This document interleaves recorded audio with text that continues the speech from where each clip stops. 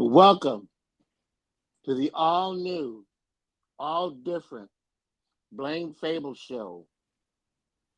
And this little boy never thought he'd be on a YouTube channel.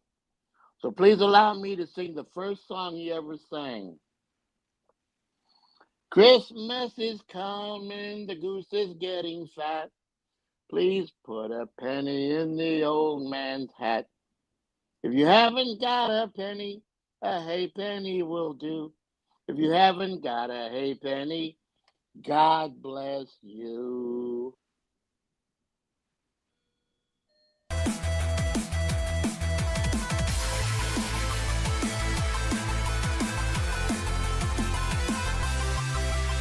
Station boys and girls, it's time for Blame and Phable and his amazing friends.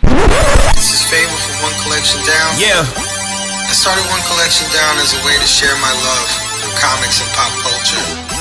But I also started it so I could seek out like-minded people who love the things I loved. This community is everything. It's changed my life. Blame Phable, blame Nick, blame the brother, that's Joe. Blame Stu for the jewels as we stick to the code. Piece of P on me, bad batch, this one's for the bros. And the ones that pay the way for everything that we know. Figgy Friday is a vibe, let me put you on game. Don't forget to throw your sets on Saturday with the game. A lot of things that cover remark if you're drawing a blank. Cover A's and variants, man, we one of the same.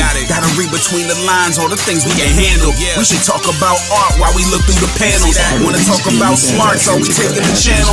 Dr. Strange, Dr. Doom, how we holding the candle. Either way, the sorcerer supreme. Backlog bros, we do this for the team. Spread love, that's part of the regime. Every day is a movie, we just trying to beat the scene. Have discussions about the things that we seen. Real nice, but our comic game is mean. So come kick it with your boy, we got amazing friends. A call away, all you gotta do is station in. What a great event, stay tuned as we grow. And stick around to the next episode.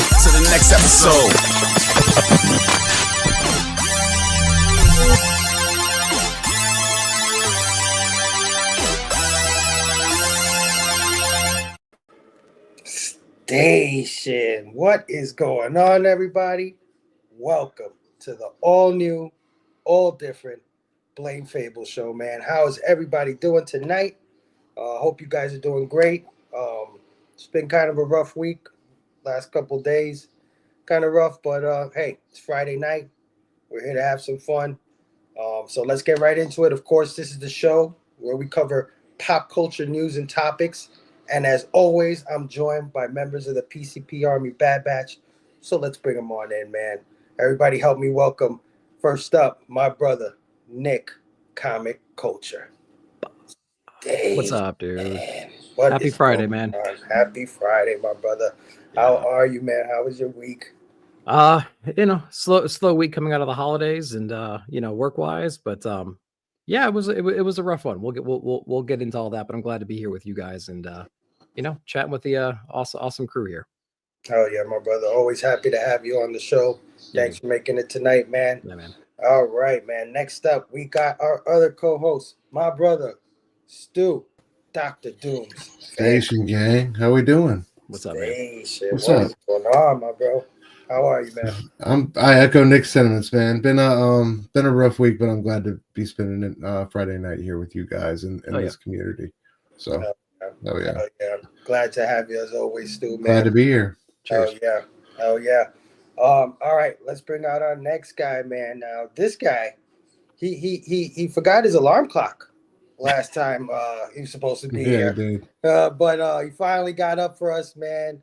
And I'm happy to introduce him on his first show. My brother, Big Herm, Collectibles. Station, bro. Station. What is up, everyone? What's I up, think dude? I'm awake. I know I'm awake because I'm actually talking to you guys. You know what I mean? But Station, what is up, everyone? How you doing, Herm? I'm a little nervous. No, don't be nervous, bro. Good to see you. Nervous? You've done dozens of these, man. Yeah, man. Come on. It's second nature. This is one to slap because it's my first appearance on the new season. So slap All it new, up. all You know different, what brother. I'm saying? Yeah, that's true. First right. appearance. Got that man, but CLZ key on it. Yep. Thanks Yeah, for well, joining me, Herm, man. It's always glad to have you, man. I always wanted you to come back. If you don't know, Herm was once a co-host on Blame Phable. So, I'm glad to have him back. How was your week, my brother? Man, my week was pretty interesting. I had some work-wise. I had some changes happen, and for the good. You know what I mean? So hopefully it's working out so far. So hopefully it keeps going in that direction. So towards that, it's actually a good week. It's been a while since I had one of those, but That's everybody's but story. then, Yeah, Everybody's like, yo, this holiday season has been rough. yeah, it's bad, man. It's very bad, and then upcoming news that happen, so I'm not all the way up, like I usually am. Too much of this happened in the holiday season, and we'll talk about it later, of course. But I'm here in spirit with you guys. You know what I'm saying? I'm ready to go and rock and roll still. Show some love. Hopefully I won't overtalk. But we got Phable here to stop me. So. Well, thanks for joining us, Big Herm, man. It's always a pleasure to have you on. I can't wait for our upcoming shows and the stuff we get into in the future, man. Good to have you. Thank you. Station, guys. All right, man. Let's bring out our next co-host, man. One of the newest member, but not the newest member. We'll get into that. But one of the newest members of the Bad Batch, man. My brother, Scotty Vaughn. 82 Station. Scotty, what up, bro? What's up, fella? What's going on? Glad to be here. Glad to have you, man. Oh yeah. How was your week, Scotty? Man, like everybody else said, it's been crazy. It's been hectic. It's the holiday season. It's, I guess, to be expected, but just trying to hustle up some money and get ready for the holidays. Christmas is quickly approaching, and then we get this sad news this week, man, that kind of had me bummed out. But other than that, man, I'm good. I'm here. I'm glad to be here. Oh yeah, we're glad to have you, man. Oh yeah, thanks for joining me, Scotty, as always, man. We'll definitely get into it, but let me bring out another co-host of ours. I call him the sharpest tool in the toolbox, man. I'm talking about my brother, Taqi, 616. Oh man, I thought you were talking about Spilio, man. Station, what's happening? Station, brother. How's everybody doing? Good to see How you, are man. you, my brother? How was your week? It was okay. My week was okay. Yeah. Today was the return of pandemic Taqi, so Pandemic Taqi. So yep. What More is to that? come. No, so what does that entail? I'm curious. Tell us more about that version. You're going to see. Oh, all right. I'm excited. I can't wait. This is gonna be good. Phable and Herm know what's up, but Yeah, I think I know what you're talking about. You gonna make me jealous today? Okay. no, I don't have. I gotta go grab my Frizzin. Okay. No, Nick, you got some fire, man. And Mark the Cuddy Shark, he has some fire too. Oh yeah. So, and I'm sure Scotty's about to break out some Frizzin, but that's for a different time, different place. That's a little bit later at night when we could get all nice and cozy and about 6-7 months from now. You're going to start like a Frisson After Dark stream or something. Yeah, exactly. You know what I mean? Sexy Frizzin. Sexy Frizzin, and then during Halloween we could have spooky Frizzin. There you go. Spooky Frizzin. Frizzin don't play for the Frizzin spooky for all stuff. Keeps giving all year. Fable, you saw that cover where the girl's holding her eye from Frizzin? Oh, she's got some scary ones. Hello Darkness coming out. She don't play. Well, Taqi, thanks for joining us. Always a pleasure to have you on the show. Well, thank you for having me. Oh yeah. See you guys tomorrow. Station. All right. Yeah. I'll hang up and wait for the response. No, you're not going nowhere. You're not going nowhere tonight, brother. All right, yeah. Let's bring out the pipes. The singer, the intro singer to our show, man. Brother Joe, of course. Station. Good song, man. Bro, Yeah. Good song. Bro, Joe, I got a question. What is a hay penny? Back in the 1800s, When you were born. they had less than a penny. They had Like a less wheat than penny? Yes. Well, it was less than a penny. Oh, it's different. Like you had to scrap for every little thing you could get. I mean, but see, that song was brought to me as a child and said, "Look, you're coming on stage for Christmas pageant, sing it with your class." I said, "What? Okay, let's go." And now after all these years, how the hell did I get here? How the hell did I get here? Herm was thinking the same thing earlier. I didn't know what to tell him. It's only because you came on my show last time, Herm. I love you, man. Now, what I want to know is what's going on with this outfit, man? You're looking all snazzy tonight. Yeah, sleep. Well, look, just let me. This is a This is a what do you call it? An homage to this little boy right here. Oh, An Oh homage. man, I thought you signed a contract with Wendy's. I mean, Arby's. So that way back when, I never, like I said, I never dreamed I'd be here. Never in a million years. Yeah. Thank you for allowing me to do this. Absolutely, my brother. But how was your week, man? How'd it go this week? Oh man, every day is another day. Thrills and adventures. I took my little doggy to meet Santa Claus, and so she was happy. She told him. She told him she was a good girl all year long, even though she bit a couple of people. She was still a good girl, and he believed her. He believed her. Oh my God. Well, Brother Joe, man, thanks for always singing us in. Thanks for always being here every single show, man. You are definitely somebody that I depend on in this show. So always good to have you. I couldn't leave it in any better hands. So thank you. My contract's up, and my time limit for this show is up. So you have a good show, and I'll be watching. Station. Love you, brother Joe. See you, brother Joe. Later, man. Station, brother. All right, guys. So before we get into anything, man, we always like to say what's up to our awesome chat. So let's get right into it, man. Let's say hello to everybody that rolled in to hang out with us tonight. First up, we got our brother, John, Comics with Kids. Station. What is going on? All new, all different, but still totally Fable-tastic. Thank you, my brother, man. Thank you. Always good to see you in my chats, bro. Next up, we got our brother, Brian, LCS, in the building.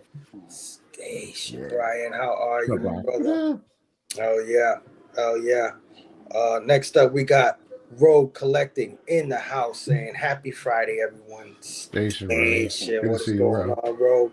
We got our KC brother, Beckerman, in the house saying, Here for the golden pipes of Brother Joe.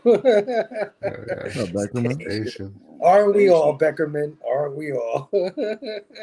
Next up, we got our UK brother, Dimension, Slip, Gord, in the house.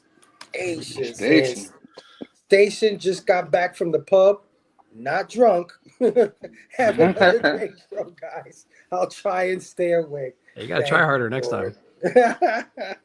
Yeah, try harder than Mark. Mark said he wanted to come on. Mark's from the UK. I haven't seen him yet all night. I think he fell asleep. Gord, thank you for joining us, my brother. We got our homie, Nostalgic Addicts, in the house. Station, Nostalgic Addicts. How are you, man? Station. We got our bro, Raging Cajun Comics, in the house. Station, Raging. How are you? Hope you're having a great night. Hell yeah. We got that great legend show in the building. Station. What is going on? What's up, man?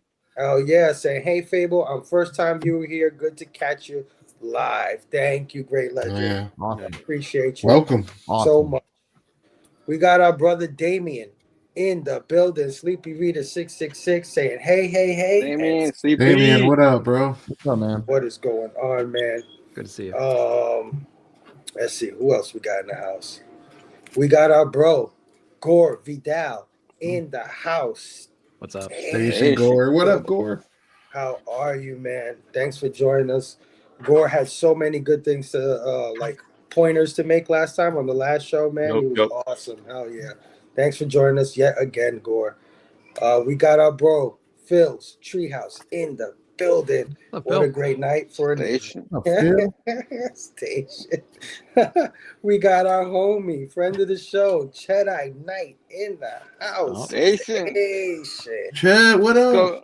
Let's go, Chet. Let's go Knicks, Taqi, baby. don't do Let's go it. Knicks. Taqi, don't do it. Taqi, no. Don't touch those books, man. Yeah, give it to him, Talk, all night long, bro. Yeah, here, hold on. I'm gonna take all mine out of the motherfucking He says, "Oh snap! The crew." Best way to read it. Yeah. Bent in half. Yeah, We're reading comics around here, bro. Saying, "Miss the flock out of y'all." Hell yes. Yeah, miss you too, bro. Yeah. We got the executive producer of the all new, all different Blame Phable show, 9-panel grid in the building. What is up, E? How are you? Hope you're having a good night. We got my big Don't bro. start anything, E. Don't start anything. I know he wants to start. He knows what I'm talking about. I'm sorry, don't provoke him. Don't provoke him, Herm. Don't You're start. just giving him the green light. Don't make me go to Cali. We got my big brother, Cliff on Comics in the building. Cliff, what up? Hey. Yay. What's up, Cliff? What is going on?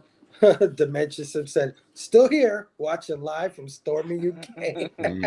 Nice. Careful out there. Chet, I said, why are hands on books demerits? God forbid. Station. We got DJ Wise in the house. Hello. DJ Wise, how are you, man? Oh, man. Phil said, read the hell out of your comics. Your comics. Absolutely. 9-panel said, don't look, Chet. They don't mean it. Tonight we'll crack a slab. Yep. Ouch. Aggressively. All right, man. So, it's kind of hard to talk about what I want to talk about next, but it's kind of hard not to talk about it. Just recently, if you're not in the know, a good friend of ours, a really big comic book community member and content creator, just passed away. I'm talking about our friend Jennifer, also known as Comic Books Will Break Your Heart.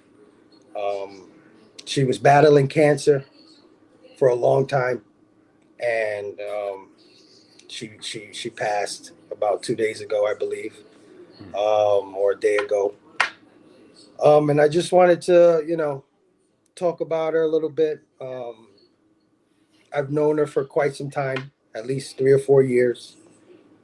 We've been good friends, and this is probably why you're seeing this like somber tone right now with everybody, trying to muster up that energy, that Friday night energy, but it's kind of tough because Jennifer was such a big part of this community. Everybody that knew her loved her. You know what I'm saying? She's a part of that Portland crew with Bueller, Bob, all the people up there. Primetime Tom, right? He's from out there. Yeah. I just wanted to, first of all, say condolences and, sorry to the family and all her close friends and everything. I know you guys are feeling it out there. And I know a lot of our community members are feeling it out there because as soon as the news reached, we started just getting an outpouring on Instagram of people sharing the time they had with Jennifer. And let me just pull up some stuff here. I kind of gathered a lot of images from Instagram just to show off while I talk about her. Before I started making content, I was a viewer, just like you guys, right? And I was out there watching everybody's shows, and hers was one of the first shows I started watching, right? She used to do a show with her best friend Mars, and they used to talk about the newest releases. and I used to be in those chats with a lot of you guys out in the chat right now. My friend Bobby, we used to be there all the time, and we used to just have such a ball watching that show. And over the course of watching that show, I kind of got to know Jennifer, and I had the pleasure of even having her on our show. Um, I had always wanted her on the show, but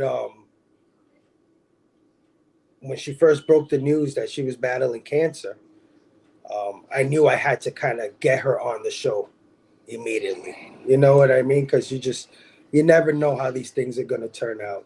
Um, I myself have dealt with a lot of family members that have passed away from this horrible disease. And I just didn't want to not have an interaction with her. You know what I'm saying? I didn't want to not have a show with her, just in case anything had gone wrong. So I was so happy that I got to do a show with her. And we did like the whole show together, which is freaking amazing. Like Stu was there, but Stu had to work. And thank you, Stu, for giving me your time that day. But Stu had to dip because, he's got to pay the bills. And man, we did the whole entire show together, man. We did all the news. It was just me and her. And we did the blaming, just me and her. And it was such a good time.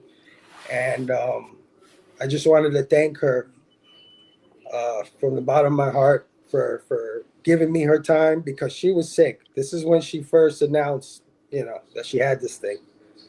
And I just wanted to let everybody know that, I love her dearly. We're going to miss her a whole lot. And I wanted to share some images here from people in the community that were posting all day. As you can see, she touched a lot of people's hearts, man. She was on, our big brother Robbie show, doing the monthly comic book review there with Nick and Manny and Greg and Robbie. She just recently did a stream about 3 weeks ago with her best friend Mars, who went out there to visit her. And it was a great stream. I don't know if any of you caught it, but it was freaking amazing. It was awesome.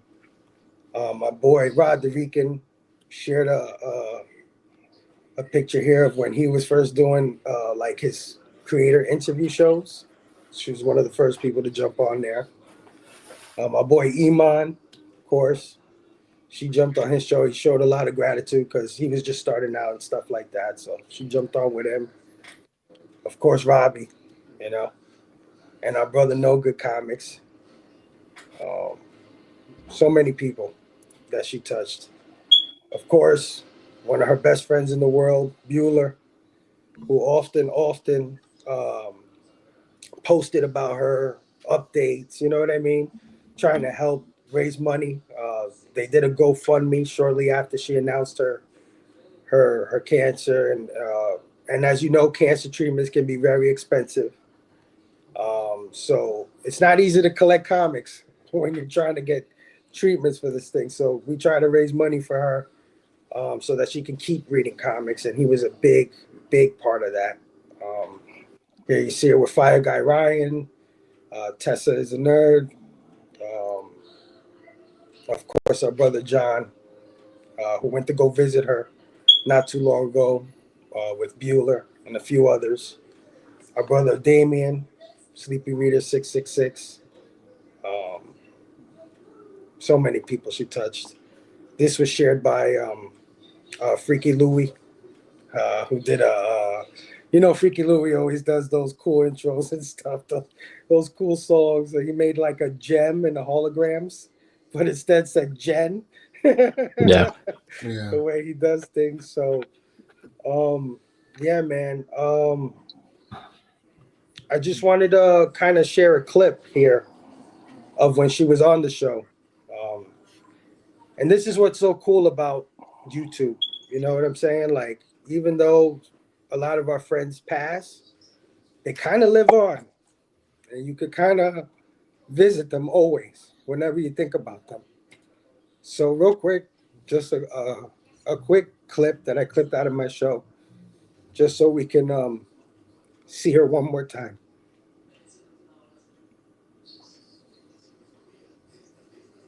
But man, let's bring in our guest, Stu. Let's see how. Yeah, let's do it, bro. Yeah, we've all been waiting for her. You know, I've known Jeff for a few years now, or known of her. We've interacted here and there in the last 2 or 3 years. Like all of us, you know, a lot of us came in and met each other through the pandemic and everything that brought along. And she's always been awesome community member. She used to do a show. I don't know if she's still doing. She plans on coming back, but she did a show with her one of her best friends, Mars, where they reviewed comics every week, and it was a great show. You know, so much laughs. I remember, I think we were talking about Rick Remender or something like that, sniffing his farts or some weirdness like that we were talking about.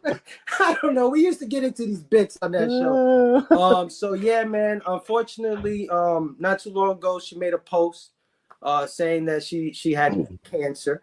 And when I heard that news, it hit me right away, right? Because I know so many people that got afflicted with this cancer, this disease, including one of my best friends in the batch, John Thomas.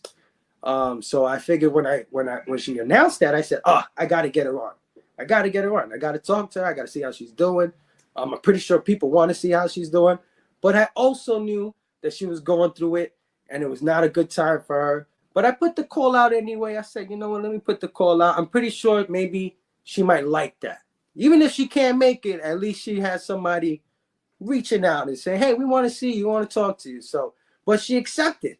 She wanted to come on, and it was awesome. But like with these things, she couldn't make the last show. She was very sick that day. And she hit me up early in the morning. So it must have been like, I don't know, 3 a.m. for her. But she hit me up, let me know how she was feeling. No problem, you know, no problem. I want you to feel better. But she immediately said, but I'm coming next week. And I said, yay. So I'm so happy to bring her on. But let me stop jabbering, man. Let's get Jen on the show. Hell yeah. Comics will break your heart. Hello. Hello. Jason. Thank Welcome. you for all of the sweet things that you just said about me. That was so sweet. And I also, Brother Joe, if you're listening, I love that song that you did. That was absolutely great. So thank you so much. Yeah, he's been planning that for weeks, Jen. When I told him you were coming on, he said, I don't know if I should do Heartbreaker or this other heart song. I forgot what it was called. Another heart song. He was confused. He didn't know what to do. I love the song that he chose. So he did great. You can tell he's been practicing.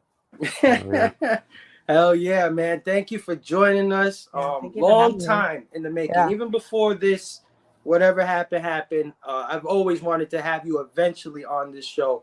But I feel so surprised that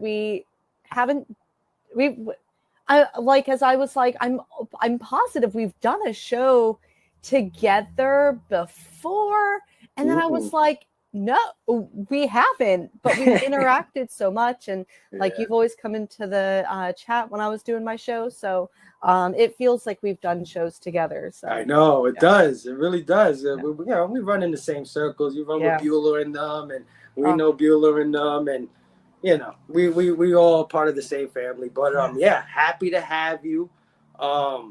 Just wanted to see how you were doing, and when I say how you're doing, you feel free to say whatever you want to say. You can mention whatever you want to mention. But we just want to know how you feeling. I've made a public announcement about it. I found out a couple months ago that I have advanced stage cancer, which kind of sucks, but it just means that the treatment, it is what it is, kind of sucks. It means that I'm like, I should be good 5-6 days after chemo, and then I'm waking up at 4 o'clock in the morning. But anyways, despite what the media says, cancer and chemo isn't as glamorous as they make it out, as the media makes it out to be. But I'm here, and there's so many people around me that just support me and have been so kind with their words that I don't want to say that they're the only reason why I'm I've got to make it through this, but it makes me feel like I'm going to make it through this. So thank you all. I really appreciate it. I really appreciate y'all. I appreciate your time. Like I said, I was telling these guys earlier, Stu can't hang with us too long, and Jen, because of what she's going through, I don't want to keep her here too long, so we're just gonna barrel through the news as much as we can. But I appreciate your time, Jen. I really do, Thank you. I appreciate you. I'm so happy that you're on my show. Me too. Me too. Oh yeah.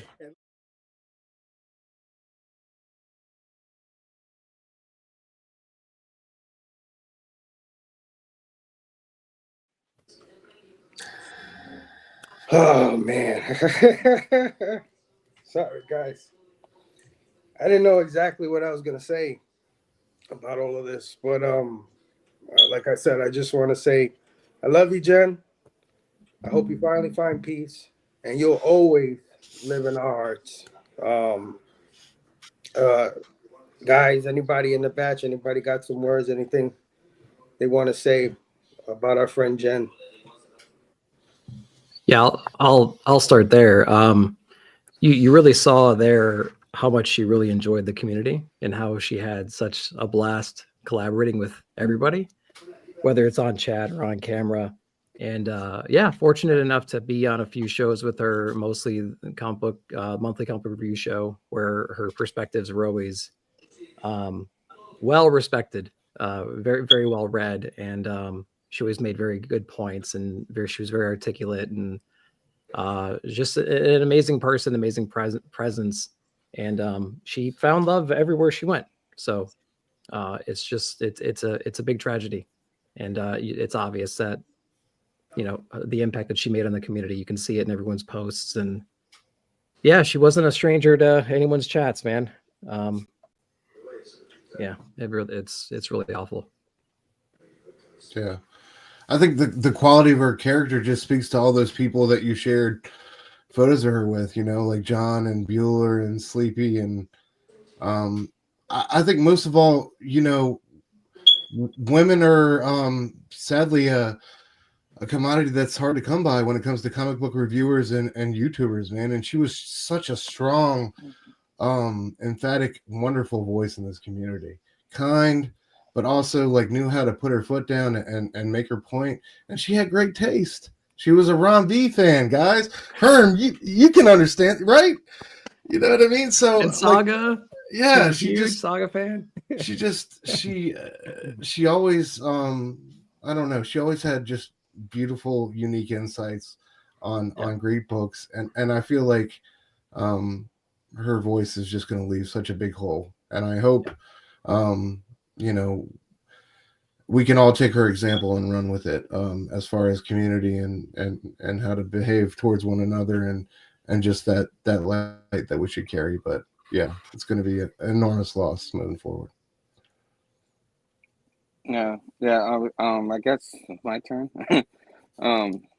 It's kind of hard because she's like the second member of the Portland comic crew that we lost. Anybody that knows, a couple of years ago I lost Sam's Tiger Web, so it hit me right there again, and I'm thinking about it all day at work, and it's I know like how Tom is feeling right now, and we're getting ready to do a show on Sunday, and I don't even know how to start the show. So it's just I know I have to do something for him because I know he's feeling it right now, and everybody in the community is feeling it right now. It's just the closer you are with somebody, it's so rough. I'm from afar and I'm still feeling it, and she's in a better place, and I'm just glad we were able to see what we were able to see from her. She, like everybody said, she was everywhere, and then she even was with not Tom, but Sam. When we do our show, she would pop in and say hello. Sam used to love her. Forget it. Like, he used to tell me out back, Jen was there. You saw Jen was there? He would get really excited. And yeah. And it's just like you guys were talking about, just growing up, we didn't see many women in the comic shops, and now we are. I've been seeing them, and I smile, from teenagers to our age in there now. So the fact that we could get them to finally, as hard as it was for us to come out, you know, we consider nerds and stuff like that when we were younger. It was harder for them, you know, because, you know, being a girl and you're into comics, you know what I mean? So I can't even imagine, you know what I mean? And now we see them everywhere. It's just so joyful to just share that with them too. And she was one of them that, like, everywhere, every chat she went to, whatever show you watch, like, people will see her in there. Oh, she's here, you know, they were excited. So my condolences to her family, the Portland comic crew, and everybody in the community, because it's not easy. And I know it's not. And I don't know how the heck you started this Phable, but I'm glad somebody did, because there was no way in hell with everything you just said. There's no way. You did great, bro. So Thank you, man. amen. I didn't know Prayers to what I everybody. was gonna say, bro. I didn't know what to say. I was feeling you, and I had to, like, not think about it so I could take a nap to do this show, because there was just no way I was gonna miss this show. Like, I already missed last week, and I had to be here for that. So I guess that's good for me for now. But Station, man, and Station from Heaven, Jen, yeah, that's Station, bro. Station. Oh yeah, bro. Oh yeah. You know, this disease it takes so much, right? Like, it's such a hard thing to deal with. It's taken our brother, John Thomas, you know, one of my best friends. And it got me thinking a lot about, you know, I don't want to get into it, but the last 6 months or so, it feels like it's been a lot of petty nonsense in our community. Been a lot of so-called drama. You know what I mean? People just fighting over the stupidest things, or arguing over the dumbest things, when it's all just a hobby, when it's all just comic books. And when things like this happen, it's just a reminder that it's not worth it. You know, what matters is the hobby. What matters is our love for this thing and our camaraderie through the hobby. So I just hope that, you know, it sucks that this had to happen, but I hope it just sparks a little bit of I don't know, a little bit more compassion, a little bit more tolerance, a little bit more, you know, for your fellow collector. You know what I mean? Amen. Yeah. So I've always been one of those people in the comments. I haven't really been too much of a content creator. So it's kind of weird for me, because I feel like I know Jen. Like, when she first got on with Phable and was like, we've never been on a stream together, because you have that type of relationship. Right. And I never for once thought Jen wasn't going to beat this thing. I mean, up until recently, when I started seeing John go down there and I saw Bueller go cross country to go, then I was like, oh man, it's not good. But up until then, I never thought that she wouldn't beat this thing. You know, and I never spoke about this publicly, but with, like, Comic Storian's passing and TiVo's passing, I really started to doubt, like, this YouTube content creator thing. And, like, is it even worth your time? I mean, these guys just, boom, they're gone. And what do they have? But Jen is the first person who's passed away where I was like, there's a legacy there. And there's something that could be celebrated. Because she never compromised who she was for anyone. And she still got it on every stream and was so peaceful. And she was so understanding, but yet and still you knew where she stood on her important issues. And she's a voice and she's a presence that's irreplaceable. And it's sad that that's gone now. And it's been gone for, you know, since she went on her hiatus. But now it's not going to come back, and there's big shoes to fill. And it's sad. It's sad. Oh yeah. Amen. Mark, how are you, brother? Yeah, he snuck in there thank at the end. Oh, you but thanks for staying up and hanging out with us, man. You're on mute. Mark, you're muted.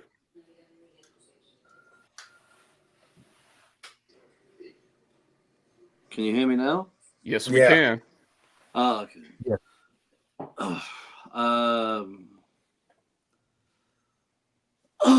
Actually, do you know what? It's actually really upset me, if I'm honest. I probably would say I don't really know her as well as a lot of people. I was fortunate enough that she did come on one of our shows.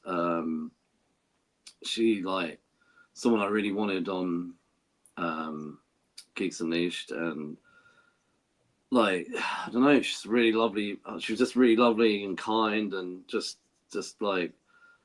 such a passion for obviously comics. And I don't know, when I woke up this morning and I saw it, and I other people, I just at no point did I think she wouldn't get through this. So when I woke up this morning and I saw the post, it hit me first thing this morning, and I think all day I've been talking about it, and I think I've probably driven my wife mad. And I just I don't know, it's really hit me, to be honest. And I'm feeling like I'm struggling to put words together. But someone that I don't know as well as most of you, and a guilt hit me. Not that it's any part, not that I bear anything on this. But I started to think, fuck, man, it was months ago that I messaged her, and I know we're all busy and stuff. So I was just I don't know, it's just really awful, incredibly sad news, and such a loss as well, such a young age. And oh, sorry, hold on a sec. Well, I'm glad you mentioned that, because I think that's definitely a big part of it, is how young she was, right? We never want to see somebody this young pass away from something like that. No. So that hits you even harder when you. Sorry, I had to go. Stop, my dog just barked. Go ahead, Mark. No worries. No. He wanted to join. Hey. I suppose that was well timed. I'll be honest with you, I was struggling to hold it together there. I don't know. No one probably it's weird, isn't it? A group of men all getting emotional, but yeah. Yeah, that's her impact, though. Yeah, well, I mean, she had a big impact, man. But I know she would want us to all carry on. I know she would all want us to read our books and keep fighting the good fight, because she's one of many. Unfortunately, a lot of people have lost their lives to this terrible, terrible disease. I don't know how much my partner here, my brother Nick Comic Culture, would like to get into it, but I know he recently had a loss, a big loss, and ironically enough, we were about to be part of C3, right? Comics Curing Cancer, which is a big event that Rob Fat Stacks, Mark Legion of Comics, DJ Lynx, all these guys, they put this stuff together so we could raise money for the American Cancer Society. And for the first time, they were going to include me and Nick as part of the lineup, and we were so honored to be asked to be a part of this thing. And crazy, just craziness happened. Maybe Nick would want to talk about it. I don't talking about it, but I can't get into that much. I will say we were really looking forward to this year to be a part of this, and I actually lost my brother that weekend to cancer. So talk about irony, man. That fucked me up. So we were always planning to reschedule that, and we haven't really picked the time, but it's going to be coming up in the next few weeks, probably in January. We want to use this show to make that up. So I'll post, if Phable will post, the guys will put whatever on Instagram or wherever else, the different bundles and whatnot, and how we're going to do that. We have so many cool things to share with you guys and put up for auction to raise money for the great cause. And it's just it's an awful coincidence that we're having to deal with this right now. So we fully intended on making that up. We talked to Rob back when this was all happening and the crew, and we told them what was going on, and they were supportive, and they're going to help advertise with us. So look forward in the near future to what you can expect from, like, you know, if you donate, you get a chance to win some prizes or like thank you gifts, you know what I mean? So just look forward to those posts. We got a lot of cool stuff. Like I said, we're going to use this show probably sometime in January. So we're going to figure all that out and you know, kind of make this up for everybody. So to the C3 guys, thanks so much for including us. Sorry for how it turned out, but we're making it up right now. And you know, unfortunately, we just lost Jen, and it's on everyone's minds again. And it's something that is affecting everybody all the time. And yeah, we just want to do our part and try to raise money. So that's it. Oh yeah. So, you know, look forward to that. We're gonna do our C3 Comics Curing Cancer makeup show. Like Nick said, we're gonna be giving out thank you gifts basically for people that donate to the American Cancer Society. It's gonna be pretty soon. So if anybody could make it out that night or that when we announce it, that'd be awesome. It'll definitely help people that are fighting this thing still, you know, still going through this stuff right now. So one last thing, Jen, love you, girl. You know, you'll always be in our hearts. You're definitely right about comics will break your heart. You definitely broke ours, girl. Yeah, man. But you know, we love you, man. We'll always keep you in our mind. And I know, like I said, she'll always want us to move on and you know, represent the hobby and have fun, man. So there's a lot of good times, and she's left a tremendous legacy of, and I'm not sure, I haven't visited her channel, but I'm sure some of those old shows are up. And if you start seeing footage from, you know, a couple of years ago, she, like you guys were saying, she was prolific. She was all over the place. And yeah. I don't normally drink at home, but I poured a Jack Daniels and Coke. I didn't have any beers, but to Jen. Oh yeah. Yes. Yeah. Oh yeah. There you go. Whew. All right, guys. And Phable, I agree with you. Comics will definitely break your heart. Yeah, absolutely. She got that from Jack Kirby, I think. Yeah. Yep, Jack Kirby said something like that, and yeah, he was right, man. But yeah, thank you, everybody. Sorry about, you know, we always like to have fun here, but we had to show our love for Jennifer. Comic books will break your heart. It wouldn't be right if we didn't mention it and we didn't talk about it.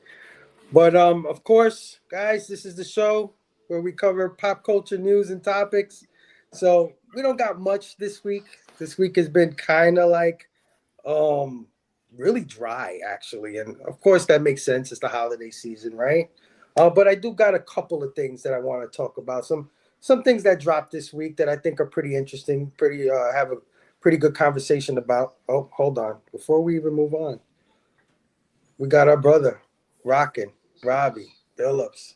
Station, bro. I've only been backstage for like 15 minutes, Phable, but don't worry. I mean, y'all were talking about some real shit, so. No shit. I'm sorry, Robbie. No, I just wanted to come on and share my thoughts on Jen, if that's okay with everybody. Of course. This has been one that's hit me very hard. We knew Jen's fight, and she fought. She fought so fucking much. And my favorite thing about the whole thing is that to hear that she went the way she wanted to.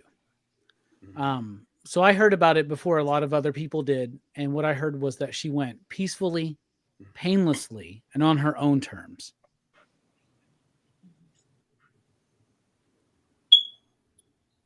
First of all, somebody's got a fire extinguisher who has a battery that's going out. Y'all need to fix that shit because it's really fucking like I've been noticing it all show long. I don't know who's doing that, but do y'all hear the beep? Do y'all hear that? Yeah. Somebody needs to fucking. Is that you, Phable? No. Who do we need to send a 9-volt battery to? Who do we need to send a 9-volt battery? It's me. I'll fix it. Well, okay, that's fine. You're right. It is fine. It is fine. It is fine. No, go ahead. Go ahead, Robbie. No, so like I heard about it. So actually, let me break a little bit of kayfabe. I got a message from our buddy Travis, aka Bueller, very late on Thursday night. And he was like, "Hey, are you up?" And I was like, "Barely. What's going on?" And I laid back down and I fell asleep. And I woke up the next morning and there was a message from Bueller that was unsent. Right? And I went to work that day. My girlfriend was there because she works with me. And she's like, "What's wrong?" I was like, I'm very worried. I was like, because Bueller messaged me way later than, and who knows where he's at any time, right? So what are time zones to Travis? You know what I'm saying? But like, I just felt, I don't know. I felt something. I was like, I feel like something has happened. And then he messaged me and he let me know. And so I was at my girlfriend's house at night, last night, and we were hanging out, and she could tell that something was on my mind, and she asked me, and I was like, I know this sounds silly, maybe, but like a friend of mine passed, and she's like, "Who is it?" And I was talking to her about it, and I don't know, man. Like, I've had partners in the past not understand that like what we do here on YouTube is like real. You know what I'm saying? And no, what we do here on YouTube is very real. And when I was at her place, I checked my Instagram, and that was when her family had officially announced the news, right? So then my whole feed is Jen, just pictures of Jen. Jen was a friend of mine. I consider Jen a big friend, and I feel very guilty that I didn't reach out as much as I should during her fight. You know, Jen was someone who I saw and wanted her voice on my channel. So I brought her on for a live show. We did a show together. I remember her telling me that night. And what's funny is if you go back and watch that show, because I have, obviously, she was like, me and her got very political at the end of the night, right? We get pretty political, but we were both like the same mind. And then after the stream, she goes, "I was so nervous to do this show, but you made me feel so comfortable." And when we started talking about politics and like ideas about this country and shit, she was like, "You're super cool." And I was like, "Yeah, you're super fucking cool." In fact, if we were living in the same town, I would have tried to hit on her like a motherfucker. She was hot as hell, dude. Jen's hot as hell. I'm sorry. She is. But, and then I invited her on to the monthly review. Nick did a few of those. We're back in the days where we still had Jim Mint Collectibles and fucking Bueller and Bullseye Bob with us, right? Mm-hmm. And I remember when she had to like miss some shows, right? And I remember hearing about what had happened to her. And I wish I would have been more of a friend during her fight. Like I would like posts. She would like my posts. We would do things, but I wasn't like Bueller. Bueller and her got very close, right? Over these last couple years. And Bueller would be like kind of like the go-between between us. But I'm at my girlfriend's house. I'm like, I gotta go outside and vape for a while. I go out and vape, and she just looks over and she just sees me like looking at my phone, crying. And she knew what was up, right? And she knew that that was important to me. I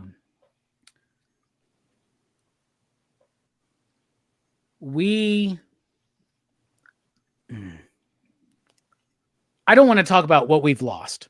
I want to talk about what she was. She was and is a voice, a powerful voice in this community, right? That I heard somebody when I was waiting for fucking 20 fucking minutes, Phable. I heard somebody say she had impeccable taste. She did. I'll be honest with you. I love everybody here on this panel except for Mark. Fuck you, Mark. I can only say that because he's British, super tired, and I just did a show with him. But like, she really had good taste, right? And I think one of the last shows I did with her was the show that me, Nick, and Verno did on Saga, right? Yeah. Mm-hmm. And that was so much fun. And I think that might be the last comic book content that Verno ever did. Yeah. We broke him after that. Yeah. Yeah, we did. He was like, I don't know enough about this. Jesus Christ. I loved Jen. I love Jen. I will continue to love Jen. And Jen is somebody who I thought, or who I know, is, I was like, I literally thought in my head, Jen's going to be part of the PCP army. She's going to be one of us. She's going to be on every fucking show. She's going to do this. She's going to like and she was until she couldn't be, right? And I've missed her for months already. And I really,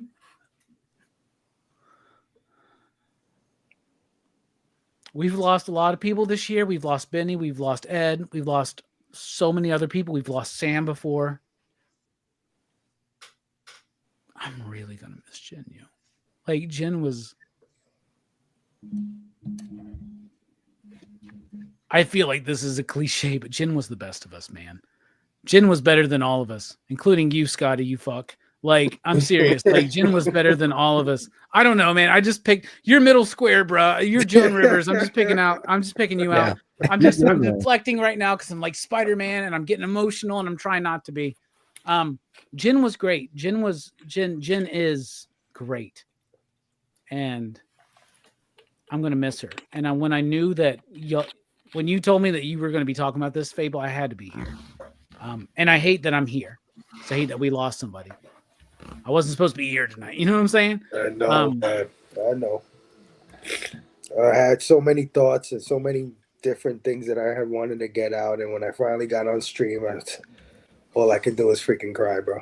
All I could do was just ball up. I couldn't, especially when I think about that she did a whole show with me and that she wanted to do this show as bad as I wanted her to be on it.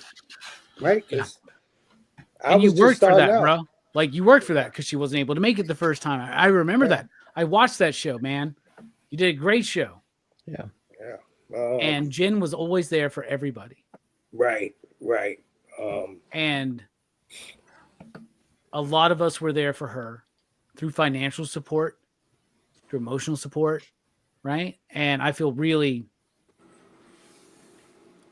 her mother, her family, Bueller, the Portland crew, they're really feeling it right now, man. And I really miss her already, dude. I've been missing Jen, right? And we've lost so many people this year, man, but this is the one that really hits me because I feel like I knew her. I felt like we were homies. We're friends. This is not some bullshit. Me and Mark were talking about this earlier. Like, just this me and Mark have never met each other in person. He lives over there in the UK where they're crazy with their crumpets and tea and fish and chips. But and the water closet. And on that show, by the way, so we filmed tonight our Christmas tradition, talking about a Scott Pilgrim book, right? Oh, nice. And I when we were talking, I was like, to be honest, Geeks Unleashed did a really great tribute tonight to Jen. So I can't wait till y'all can hear that on Wednesday, I believe. Yeah, Wednesday, yeah. And I before we went live, we were talking about it, and I was like, this sucks. This isn't fun right now, but this is what Jen would do. She would talk comics. This is what she loved to do. She had a passion for comic books. She had a joy and a feeling of privilege to be a part of this community. And I heard what you said earlier, Phable, when I was waiting backstage for 25 minutes. But eight hours I was backstage waiting on you, Phable. 8 hours. But I know you give me a pass tonight, though, bro. I know you give me a pass. I'm just joking, man. I'm just joking, man. Yeah, it's all just jokes. This is how I can handle it, right? Without just fucking bursting into tears all night. No, she this is what she loved to do, was talk about comics. She loved this fucking industry. She loved this medium. She loved this creativity. She loved the creators. Like, I remember her like obsession with the fact that I knew Rom V, right? Mm-hmm. And I got Rom back on the channel, and I feel like I got to dedicate that to Jen. Like, fuck, dude, you know? And like she touched so many people. Like, I've talked about Bueller. There's obviously the Portland crew. There's obviously Mars, right? But like, I saw David F. Walker talk about her tonight. A comic book creator. Yeah, that was a beautiful tribute on Instagram. Oh, shit. We could all hope that we have love from as many people when we pass. Yeah. Rodney You know Barnes mentioned her. Yep. Yeah. And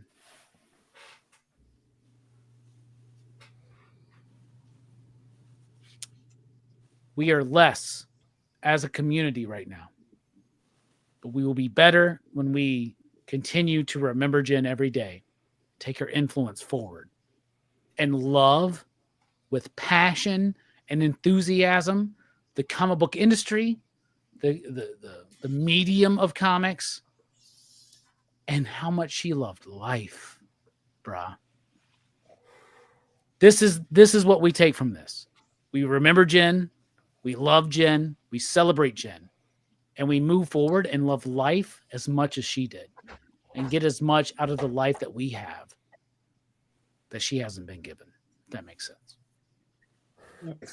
Makes total sense, bro. And I would add to that, if you you know, a lot of us haven't met in person, but we've been dealing with each other for a long time. Don't hesitate to tell your brother you love him, or your sister you love him, or whoever, whatever in your life that you love. Don't hesitate to tell them, because tomorrow's not promised. You can go away like this, and it doesn't necessarily have to be cancer. It could be an accident. It could be so many things can happen to a person. So if you got love for your friends that you've met through this community, don't hesitate, man. Tell them you love them any chance you get. I mean, I told Nick today, we were talking in the back, and I don't know, we were talking about the show, and I said, I love you, man. Just out of nowhere, because I just felt like I had to. You know? I love everybody here on the panel right now except for Taqi. And I only say that because last week I said I loved you more than everybody else on the panel. Yeah. But there you go. No, like, you're right, dude. Like, we're more than faces on a fucking screen.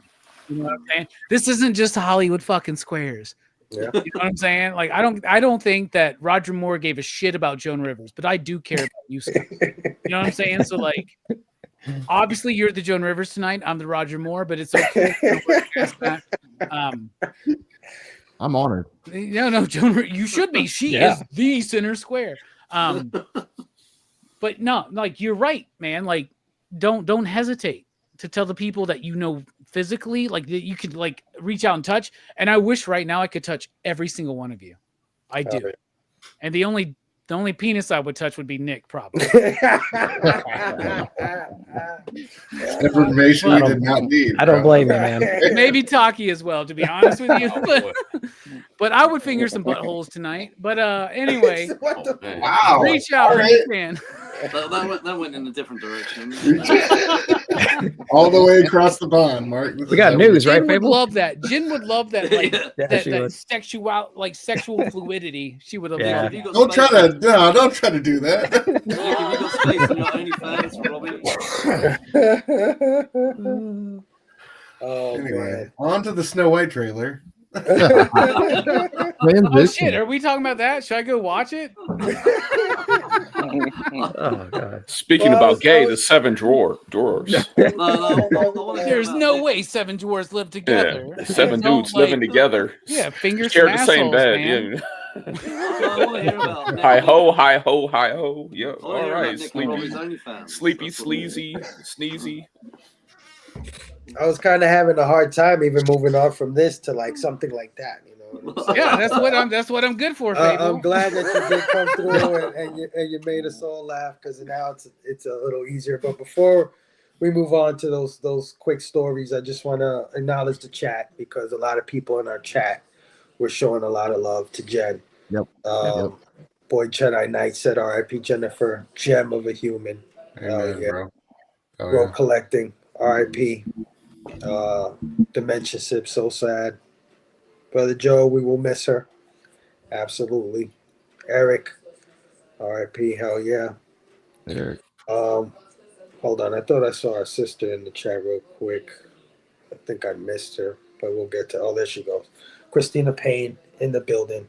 Station. How are you, sis? And Jedi Knight shared that his dad passed in October, and hearing this news just compounds the pain. I hope she meets my dad in the great above. Yeah, sorry, man. Yeah, brother. Sorry to hear that, Chad. My condolences to you. Jen knew that comic books would break your heart, but she wouldn't have you to give up on it. She will live on. Absolutely. Yeah. Absolutely. Christina saying she's sorry for everyone's loss. Yes. Absolutely. Chet also wanted to point out that we lost a collector named Brett Barrett about 6 weeks ago. Man. It's amazing how 32 pages of reading material ended up making us a family. Mostly a family we've never met in person. Love you all. Oh, yeah. Station, my brother. Love that comment. Oh, yeah. Sleepy Reader agreeing with me, saying, right on, let's be here for the friendship, not the drama. Absolutely. I agree. Let's see. Chet, I send the Nick a hug. Hang in there. Oh, yeah. Nick, we understand and we can carry on. Oh, yeah. Our brother, Chill Out Man, in the building. Evening comic book family station. Chill, how are you, man? Chop and Drop in the house saying evening comic book family. What's up, Chop? Good to see you, man. Dementia saying touching tribute, guys. Yeah, I'm sorry. You know, it's hard. It's hard to talk about this stuff without getting a little sad about it. But we tried. We tried.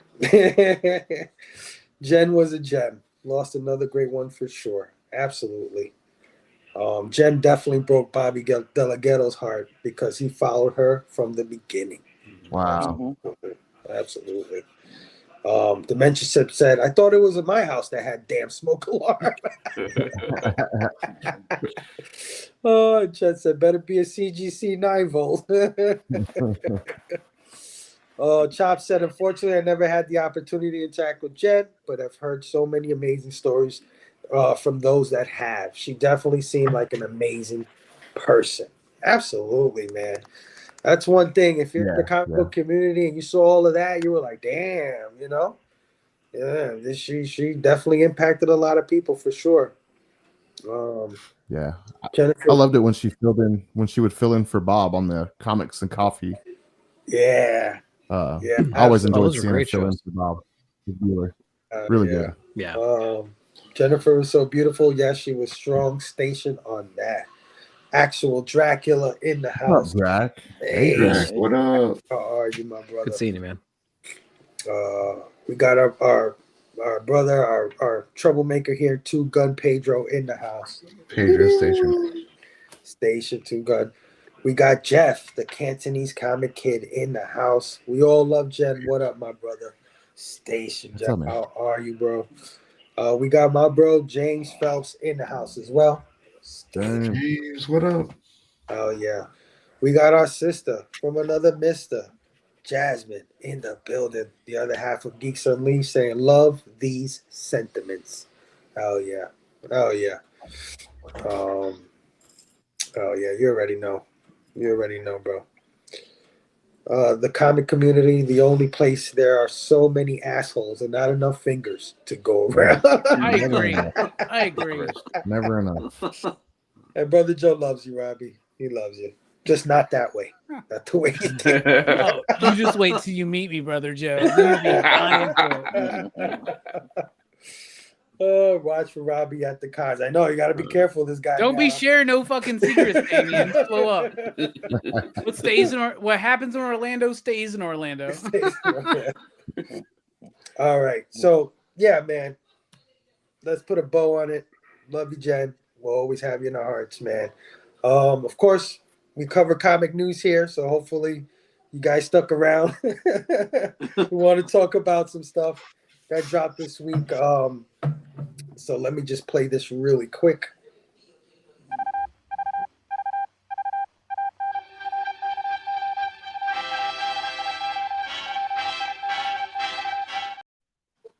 All right. Let me just get my notes out here because I wrote some stuff here. Kraven the Hunter, man. 4 days ago, Sony Pictures Entertainment dropped the first 8 minutes of Kraven the Hunter. Kraven the Hunter is set to release December 13th. Stars Aaron Taylor Johnson as Sergei Kravinoff, Russell Crowe as Nikolai Kravinoff, Adriana DeBose as Calypso, and Fred Herchinger as Chameleon. In the 8-minute clip, we see Kraven being taken to a Russian prison in the middle of nowhere where he assassinates the leader of a gang and then makes a daring escape.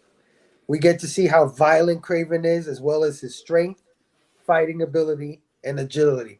Plus, this guy, no disrespect to him, he's probably the ugliest dude I've ever seen on a fucking movie in my life. Yeah, he's mean mugging hard, isn't he? Look at I that. don't know if you've ever seen this. Sorry, dude. I don't know your name. Eyebrows are crazy, bro. This is the fourth. He looks like fucking Eric, doesn't he? Just a little bit, like if Eric had hair. Nah, that's what we're not gonna do. I'm dead wrong. Shout out to this guy. I was just trying to think, who's not here?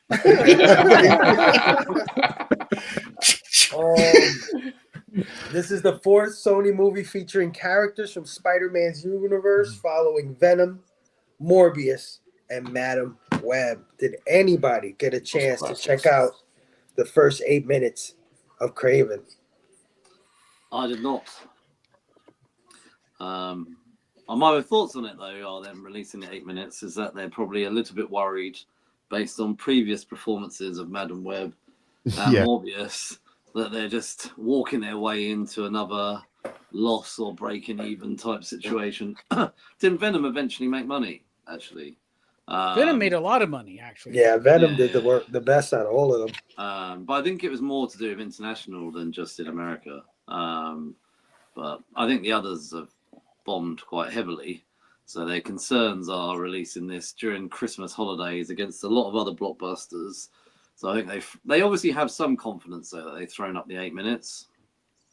Well, that was my takeaway as well. I was thinking they either have a lot of balls, like a lot of confidence in what they're doing, or they're really scared. It's B Phable. They're very scared. All right. First of all, Sony doesn't know what the fuck to do with Spider-Man properties that they have. No, right? They don't. Right. Like, and whenever I say that, and this is one of the fucking things that gets me. There's not a lot that really pisses me off about YouTube and the community out there, but this one pisses me off when I make that statement. Sony doesn't know what to do with Spider-Man properties. They always go, Sam Raimi's Spider-Man's pretty good. You think I'm fucking talking about that? I'm not talking about that. I'm not talking about Sam Raimi's Spider-Man trilogy. And we could talk about part 3 if we really wanted to, but I'm not talking about that. And I'm not even talking about those 2 really terrible Andrew Garfield fucking Spider-Man movies. That's not what I'm talking about. I'm not talking about their collaboration with Marvel for those 3 Spider-Man movies with Tom Holland. I'm not talking about that, right? But I am talking about Venom and Let There Be Carnage and Venom The Last Dance, which, by the way, best Venom movie out there, still sucked, in my opinion. I haven't watched Morbius from Madam Web. So Oh, I can't man. really focus on that or really comment on them because I am a true pop culture philosopher, meaning that I can't make a statement about something that I haven't experienced. But I can make an opinionated statement on something. They have no idea what the fuck they're doing at Sony. And they knew they didn't know what the fuck they were doing a year ago when they delayed this movie from August of 2023 to December of 2024. Now they're in a panic because in that year, they did nothing to build up hype for this fucking movie, right? And now they got to go up against fucking Wicked and Snow White. Snow White's in March, but like Mulan The Bob Dylan movie. Yeah, Mulan 2, Wicked, and Nosferatu. Good luck. Like, you're fucked, dude. This movie's going to tank. It's probably not very good in my like I haven't seen the movie, right? But I don't think it's going to be a good movie. And here's the thing: before you're right, Mark and Phable, when they put out the first 8 minutes, that's a desperation move, right? That's a desperation move, right? But I guess the biggest thing is that like they put it out for this shot right here. This shot right here was all right. Yeah, dude, we already knew he was hot. Like, big deal, right? Like, he's hot. Like, whatever, get over it, right? Finger his asshole if you want to, but like, move on from that, right? Like, it's okay, right? I have no high hopes for this movie. It's desperation, I think, that they put out that. And my biggest sign was when the star, hot ass Aaron, what's his last name? Taylor Thomas or something. Aaron Taylor Thomas, whatever. Kick ass, Quicksilver. You know, he's still trying to make a comic book role work. Yeah, Taylor Johnson. This isn't Home Improvement. I saw a headline. That's what I was thinking. I saw a headline the other day where it was like, he goes, I just hope people give the movie a chance. Oh, that's bad. That's bad to hear. I'm going to tell y'all this. I don't know if the movie's going to be good or not, but I'm going to tell you this. I think it's going to suck. So we'll see. I'll watch it. It's also bad. You delay this movie for a year and a couple months and it comes out on Friday the 13th. What are you trying to fuck yourself up, Sony? Jesus. Sony, just keep making Spider-Verse films and you'll be fine. But everything else you're going to fuck with. So here's my thing with this. Why the hell? Okay, the comic book audience, fine. There's a lot of us, but not enough to sustain these films. Not enough to make them the profits that they need to continue making these films. So when you're trying to sell this shit to, Joe Public, whoever doesn't know about comic books like that, how would you ever make them see this? Kraven the Hunter, who the hell is that? Madam Web, who the hell is that? You know what I mean? Morbius, who the hell is that? Like, anybody who just goes to watch films, they're going to look at this and they just have no idea what the hell this is. Well, here's the thing, though, man. Who the fuck knows who Blade is in 1998? Yeah. But you make a movie that's good and the audience will resonate with it.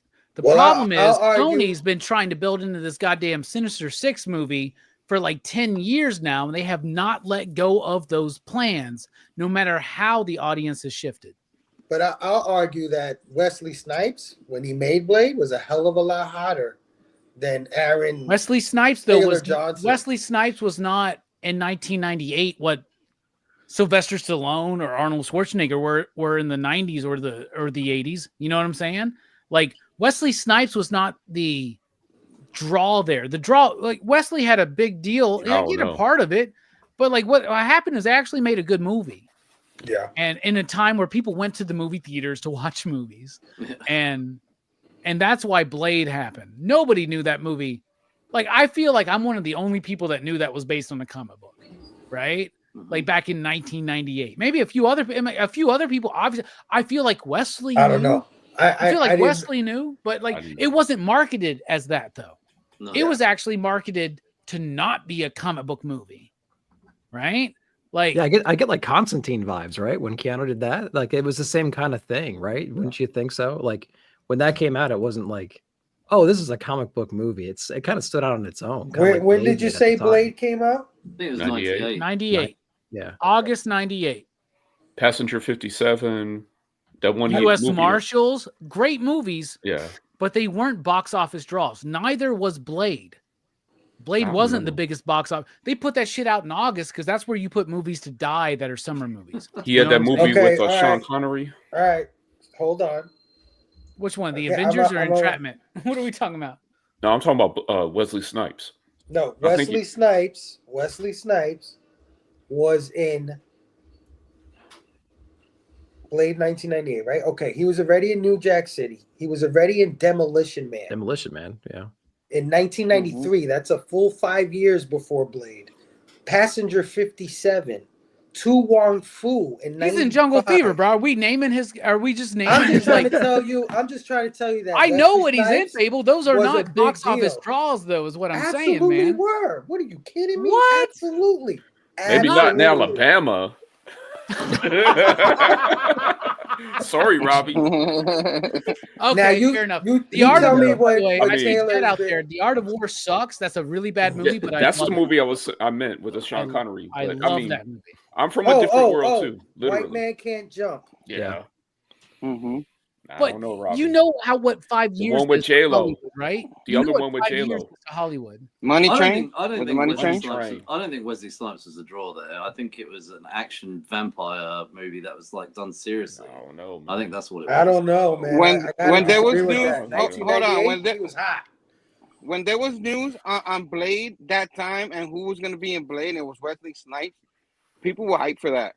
People were. My man was in a movie with Sean Connery, bro. Rising Sun in 1993. Yeah. Let's go. I know, and I get it. Like Herm, I was. All right I know there. Herm, is, by the way, Herm, so nice to see you. So nice to see you, Herm. Thank you. And you, Stu, I guess. Fuck you, Stu. You know, but Herm, nice to see you, Stu. I thought I was invisible. I thought I was like. God forbid somebody speak I see you all the time, Herm. What's up? Robbie, I think Herm wants to be I insulted a little bit want to more. take this time to say I love you, Robbie. You know I love you too, Herm. I really do. I really do.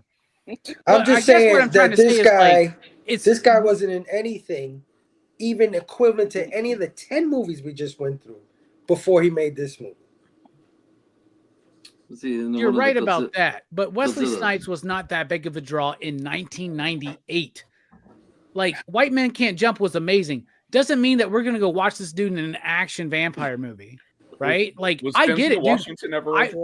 I was hyped to watch fucking Wesley Snipes' Blade. I really was. The rest of the audience that loved that movie didn't give a shit that it was a comic book movie, that it was a vampire movie, or that it was a Wesley Snipes movie. Just they loved the fact that they went to a movie that was dope. Yeah. No, I get you. It definitely had good word of mouth for sure. Lawrence Fishburne. All right. Yeah. Well, can Lawrence Fishburne make Moon Girl a fucking thing? No, not anymore. All right. Yeah, Lawrence Fishburne was the voice of the Silver Surfer in Fantastic Four: Rise of the Silver Surfer. Does that make that movie better? No. I was just wondering if you thought he was a box office draw at any point in his career. Lawrence Fishburne? No, yeah. I wouldn't say no. Okay. I would say no. I think. I mean, honestly, okay. So we're talking about Wesley. We're talking about Lawrence. Denzel is the box office draw when we're talking about black actors in America. Okay. Unfortunately, not a lot of black actors have the draw of like a Brad Pitt. I'm not saying that's how it should be, right? So Sam Jackson. This is after Pulp Fiction. So Sam Jackson might have been bigger than Wesley, but I'm not sure. He could have been, but the problem is he doesn't say no to a movie, so he's in a bunch of shit. Well, that's now. Jackie Brown is in that. Anyway, this is nobody likes Jackie Brown, but us and Eric and Quentin Tarantino. I'm just trying to say that if you had a me guy and Pam Grier, that was even a little closer to Wesley Snipes, maybe okay. I'll tell you that maybe he wasn't the hugest star in 98. I don't agree with that, but let's say he wasn't. If you had a guy, this guy's not even close. If you had a guy, I will say this. Wesley Snipes had more to do with Blade's success than this dude will have for Craven's success or its failure. That's what I'm talking about. Yeah. At least Wesley Snipes is somebody we could get behind. We know. We're talking about the age of the video store. We all watch those Wesley Snipes movies, but I guess what I'm saying is it's not the same as it is today. Or back in the day, Wesley's not an Arnold or a Sly, but I think he's better, to be honest with you. I love U.S. Marshals, right? I think that movie's fucking amazing, dude. And people don't realize that's the sequel to The Fugitive. right? Right. U.S. Marshals, Blade, Jungle Fever, New Jack City. New Jack City is one of the Yeah. greatest fucking movies ever That of movie all kicks ass. time. And they're talking about remaking it right now. And I'm like, get No. that shit out of What? your mouth, bro. I do not. Yeah. Because you couldn't do No. it right. You couldn't do it right. No, they'd ruin it. They'd Oh, have I to. love you. I love you. They should remake Deep Cover. What's it? What's it at the beginning? Synthetic With Lawrence drugs. Fishburne, man. Yeah. Dude, he was in the Mr. movie. 187 on a motherfucking That's what I was cop. saying. I'm just wondering, like, okay, like, Deep Cover came out like right after Boys in the Hood, so everybody was going to see that. Anyway, that's a whole nother. Boys in the Hood is great too, man. Yeah. Oh my god, Yeah. I love that movie. He was in a movie with Robert De Niro, The Fan, in 1996. Yeah, That's a great movie, man. Yeah. Wesley Snipes is in some great movies, but how? Yeah. I guess like I guess Lady what I'm to trying to say is Exhale. I'm not trying to say there's no way Wesley is as big of a deal as these white dudes. What I'm trying to say is I guess unfortunately Wesley isn't the box office drive to most of the American audience at the time as an Arnold. Like I don't know what Arnold movie came out in 98. Was that the end of the era of Sixth Batman. Day? None of those movies did good in 1998. You know what I'm saying? But Blade rose above.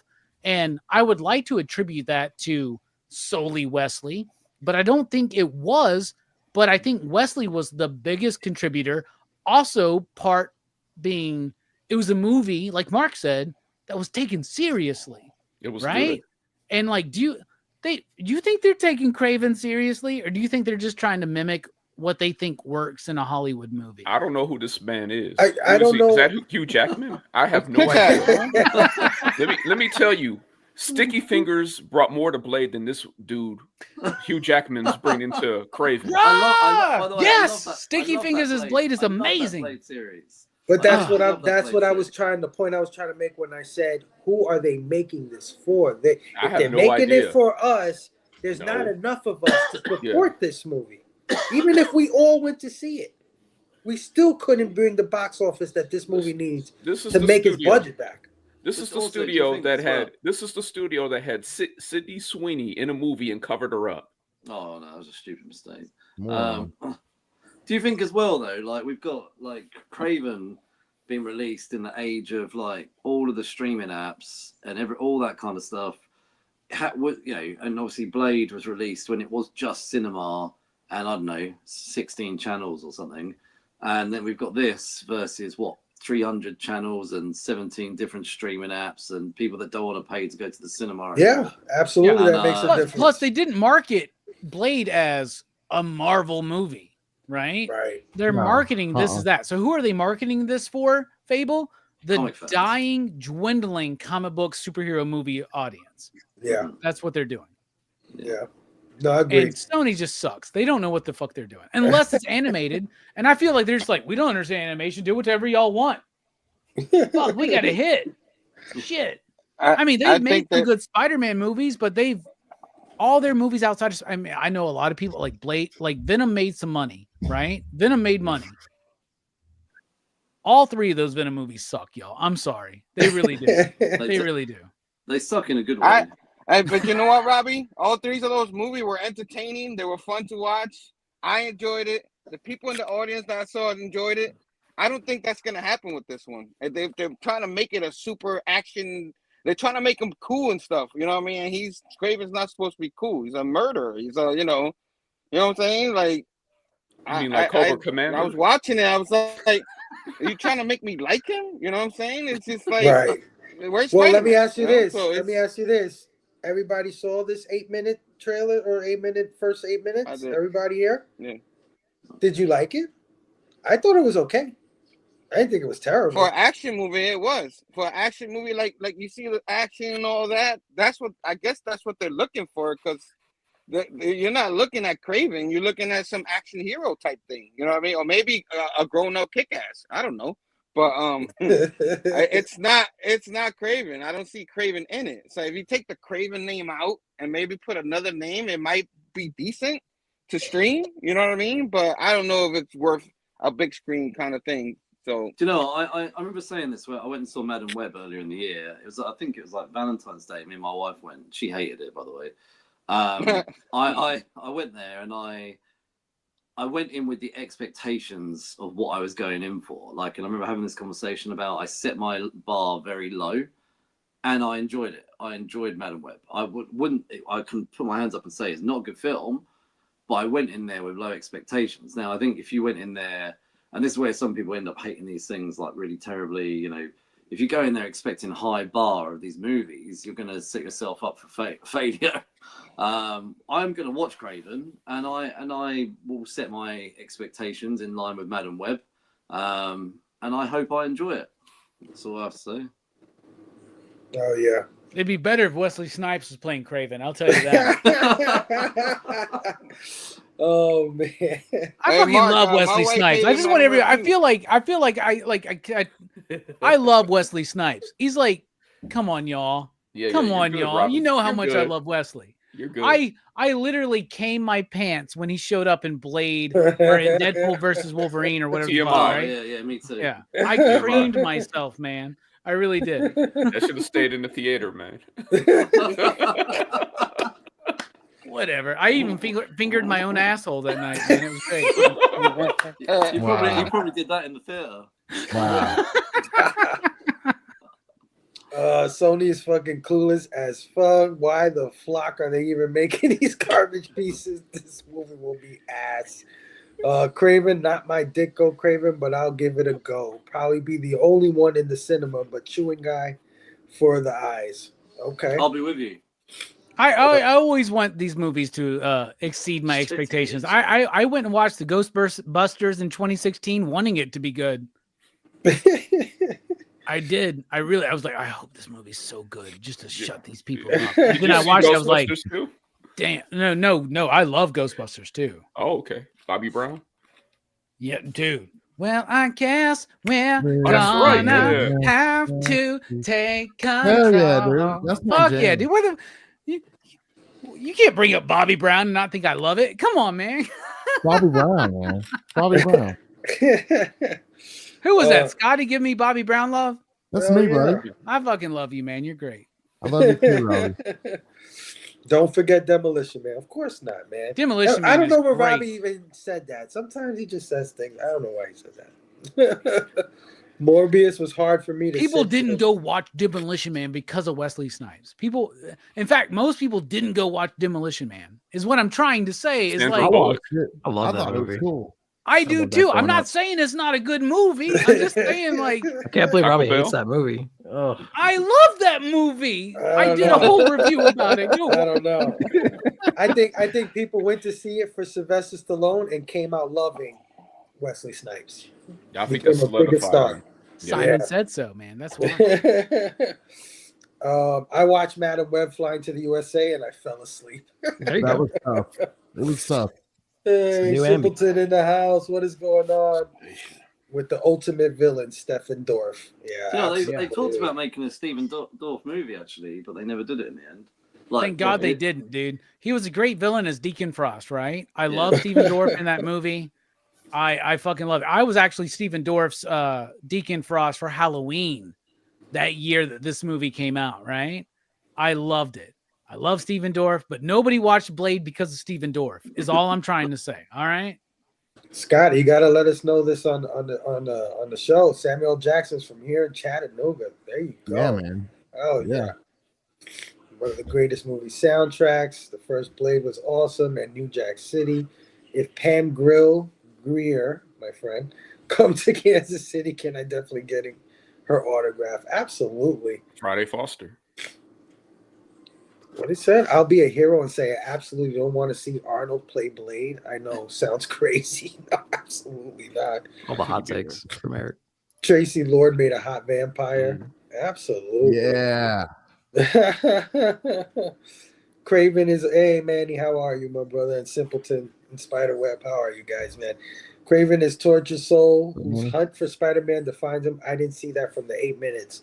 Well, if you don't got Spider-Man in the movie, that's where I really lose it the with biggest these problem is like, so what is this movie trying to make him like a sympathetic character or whatever? Like that's what Herm was saying. Yeah, Herm was like, what is he trying to be a hero? I don't know if I want that. Like, I get it. Herm, I get that people are entertained by those Venom movies, but wouldn't you have appreciated it a little bit more if maybe Tom Hardy played Venom in a Spider-Man movie and wanted to like fight Spider-Man, and then over a course of 3 movies learned how to get over that and understand that Spider-Man liked to protect innocence as much as him? Like, wouldn't that have been a better arc I for that agree. character? Yeah. I agree, but I knew it's Sony, so I knew we were gonna get that. You know what I mean? I kept hoping I that they paid might. to go see the movie. You know, I gotta find a way to enjoy it, and I actually did. So Herm's like, I spent $14 to be here, 28 if you can include popcorn. I want to enjoy this experience, so I really appreciate that, man. And the promo buckets. Yeah. There you go. There you go. I kept hoping that they might link it with Andrew Garfield's movies, like those Venom movies, but they just didn't. I think he would have come back, you know. Oh, he would come back in a heartbeat, bro. What else has that guy got going on right now? There's been hard rumors of them bringing that back. You know, bringing that back with Garfield and having these characters go in those movies. So if that happens, I think people will go.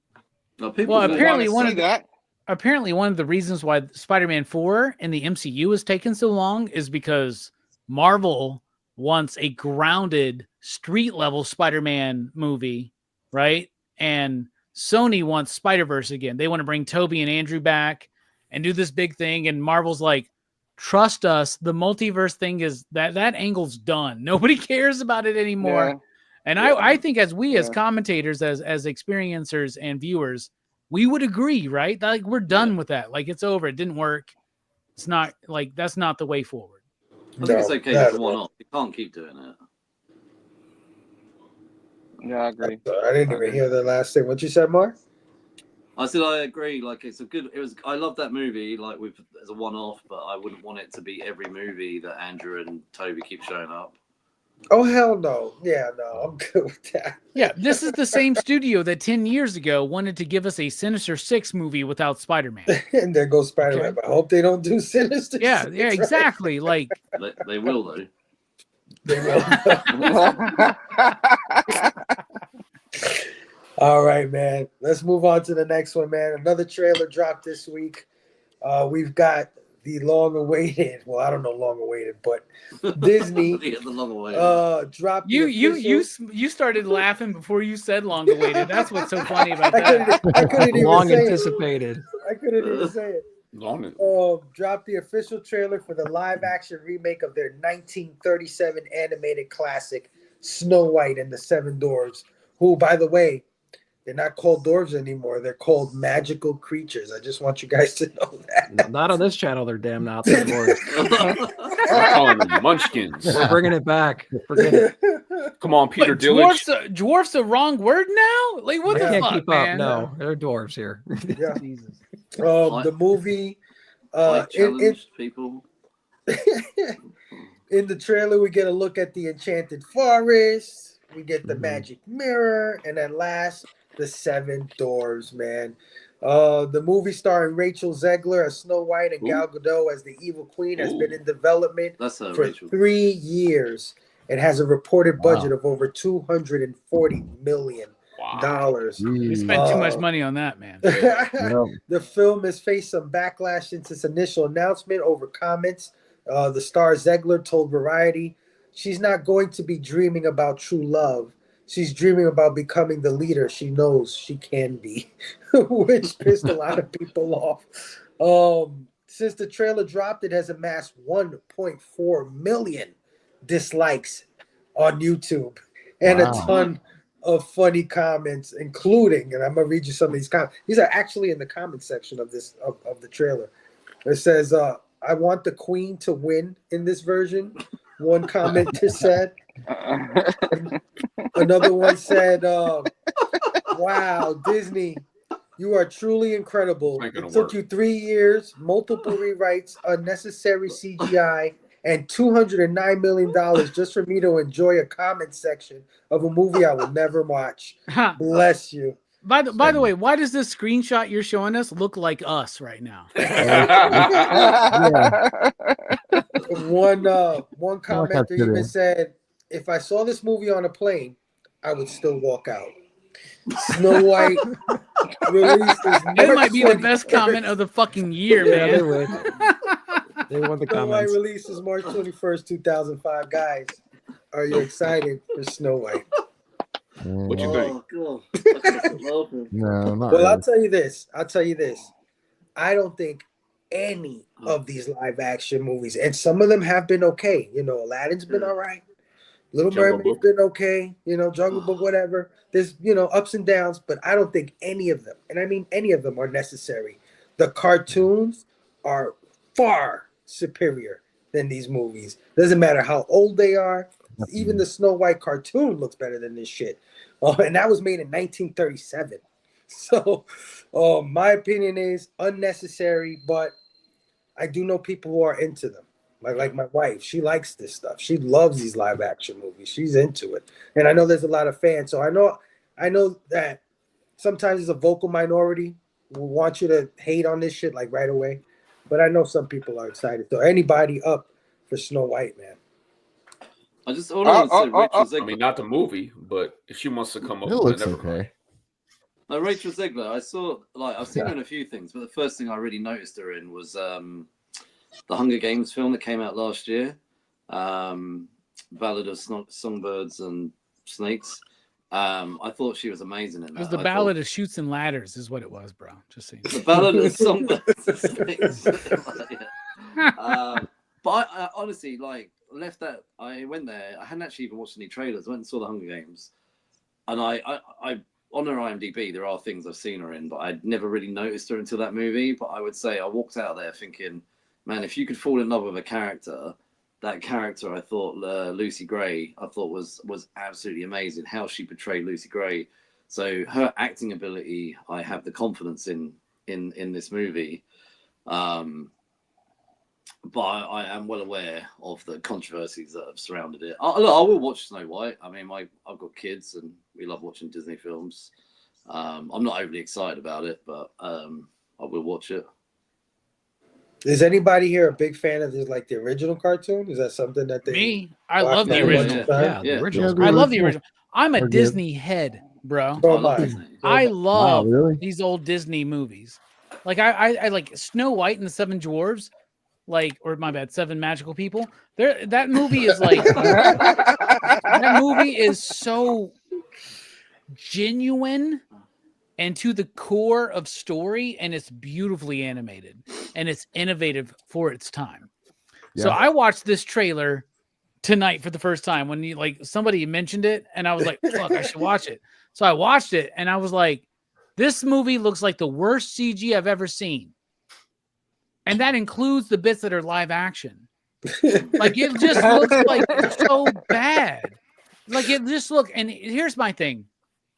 All the Disney live action remakes of animated films, the only one that I have liked, that I've seen, is Aladdin. Because I think Aladdin added. Aladdin was brilliant. Aladdin added to it, right? It added more character to Jasmine. It pumped up those musical numbers. It was just a cool movie, to me.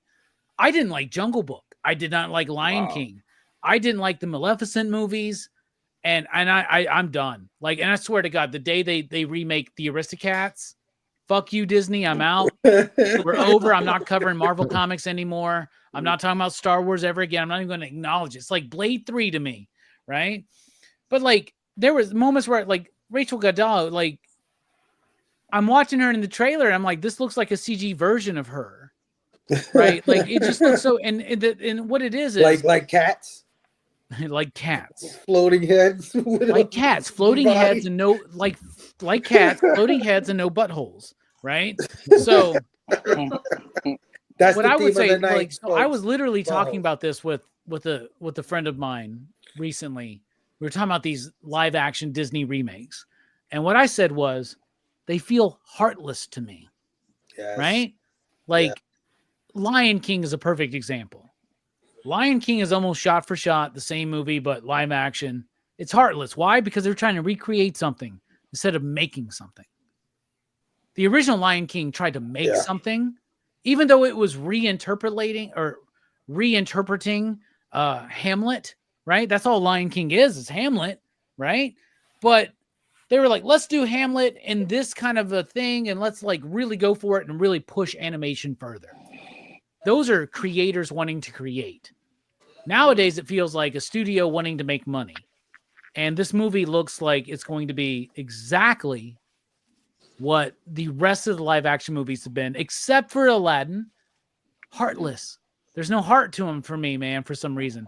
I like Aladdin was Book, awesome, but I mean, I'm sorry. My man, what's his name? Will Smith can never, ever hold a candle to Robin Williams. And one of my Not even favorite things close. was that Will Smith wasn't doing Robin Williams. He wasn't, but I He don't was want to doing see Will anybody Smith, but right? Robin Williams. That's my problem. I I'm like, get that, why? and that's an issue. But I love that he didn't just try to do what Robin did. All these live action remakes of animated films, aside from that, that's what they're trying to do. It's Yeah. like Gus Van Sant's Psycho. Like, yeah, you're shot for shot. Yeah, it's in color. Yeah, it's like it looks better cinematically, but it's heartless because you're not telling something. You're not doing something to do Right. it. You're just trying to recreate a vibe that you didn't have anything to do with creating in the first place, right? Right. And to me, the biggest controversy that I heard was the fact that the lady playing Snow White is not super, like she's not 100% white. Who gives a shit? She looks like Snow White to me. You know what I'm saying? Like, I don't give a fuck about that. But I feel like the movie's heartless because it's not about creators trying to create a story. It's about them trying to replicate something. Yeah. I don't know. I think honestly, they should do what they did in our childhoods, and people that are older than us. Maybe Bueller remembers this when they first did it for the first time, but just re-release the movies. Like, put Snow White out again. Who wouldn't want to go see Snow White and the Seven Dwarfs in the theater if you never had the chance to do that, right? Instead, they do this bullshit that just looks like a fucking, I don't know, it looks like fucking Grand Theft Auto Part 8, but like less sexy, I guess. I don't fucking know, man. I don't know how many of those they've done. Maybe I should have said 27, but like, you know what I'm saying, man. Yeah, re-releases have become a big thing. Didn't last year when they re-released Star Wars Episode 1, wasn't that like in the top 5 like of the movie charts or something in America? I went and rewatched that. In fact, on Wednesday this week, I went and rewatched at the cinema Jingle All the Way. Like my whole family went. Oh, it was nice! Brilliant. We loved it. Hey. Oh yeah. Yeah. Honestly, we went to cinema. We'd never seen it at the cinema before, and went to cinema and rewatched it. But I agree. And then when I was there was a trailer.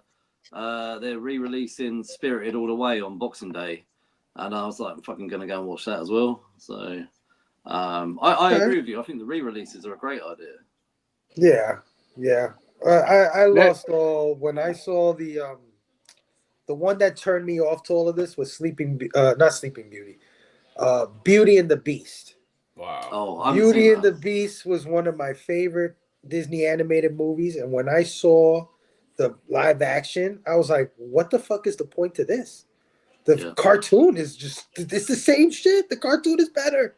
It's like the Gaston, you know, no one fights like Gaston, no one like Gaston. Like the cartoon is so much better than what they try to do. The reason I in didn't watch movie. that is because I saw a bit of it and it was like scene for scene a repeat of the cartoon. Yes. So I was like, what's the point? What's the point? Like with Dumbo, at least it was a different story. The cartoon is gorgeous. The cartoon is amazing looking.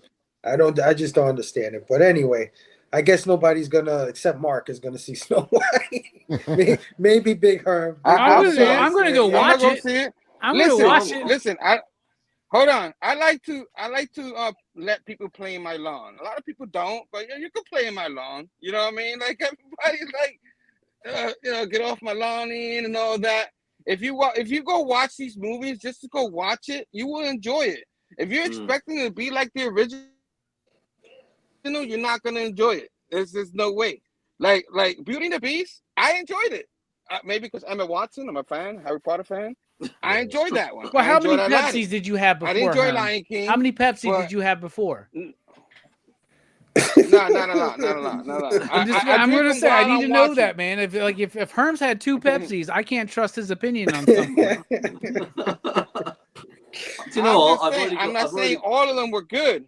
I'm not saying all of them were good. I'm saying some of them were good. It's just there's too much of this. This person's not like the cartoon. Like they were just trying to my use the problem animation is, and make it real life. You know what I'm saying? My problem is it's too much like the cartoon. Like the Beauty and the Beast is the cartoon with real people in it. Yeah. So why the fuck do I want that? Like I wanted there another interpretation. I'm looking for something new. Though. That movie was very successful in the theater.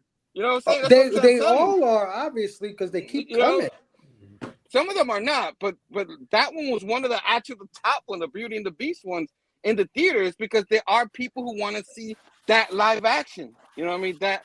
All right. You're right, Herm. You know we need to blame not the studio, but the audience. The audience Yeah. sucks for these movies. The people that like these movies suck, okay? No, don't blame nobody. If you didn't like it, that's fine. Well, I'll blame It's Phable. not for you. Yeah, blame It's not for you. Always You know what I'm blame saying? Phable. No, but there is an there are audience people for that it, and love that's it. why they do it. That's my argument with it. The reason why they keep doing it is because of that. People actually go see these things. Not just because of me. And I'm not the only solo. Maybe I go see him, but you know, you're not. It's You're not the definitely only not. reason. Just My to throw it wife, out my there, wife loves all of them. Just to throw it out there, I've already got my tickets booked for Mufasa. There you go. I'm not like me and my wife. We go to see most of them. That's actually one we're not really interested in seeing for whatever reason. I don't know why. I've got tickets booked for the 23rd of December. Like all of us four, my mum and dad, my sister, because they're all coming to stay for Christmas. So I can't wait to see what you say about that. Because if you like it and give me a good thing, then I might go see that one too. You know what I mean? But, meanwhile, during Christmas week, I'll be going to see Nosferatu by Robert Eggers, and trust me, that's going to be a better movie. But that's a remake too. But if they do a shot-for-shot remake of that original, no, I'm done. Yeah. You know? But they wouldn't do that because there's no patience for a silent movie. But I get what you're saying, Herm. I get, like, there's an audience for it, and there is a way to repackage these movies for the new audience, right? And we don't need to take for granted the fact that there are plenty of people alive today and alive even when we were younger that won't watch a black and white movie or watch a movie that's 20 years old. Like, let's go back to Avengers, Infinity War, Endgame, whatever the fuck it was, when maybe it was Civil War, actually, I think, when Spider-Man goes, you remember this really old movie, Empire Strikes Back? Like, this is how we're going to fucking take out Giant Man, right? Yeah. That is, I work with people in their 20s, all right? Because I work at a comic shop. We can only afford to hire people in their teens and 20s, right? So to me, like, I'm talking to these guys, they're like, Gremlins is a really old movie. All right, that's fine. But is remaking Gremlins the right way to get a new generation to appreciate Gremlins? Right? I don't think so. Maybe. Not with extra CG. It's all on green screen. Bro, did you watch this trailer, Herm? I don't know. It looked like it looked like Gal Gadot looked like she was in the show Reboot. I know, right Herm. I know you. I know you know the show Reboot. Come out, bro. You talking about this movie right here? I was like, which one?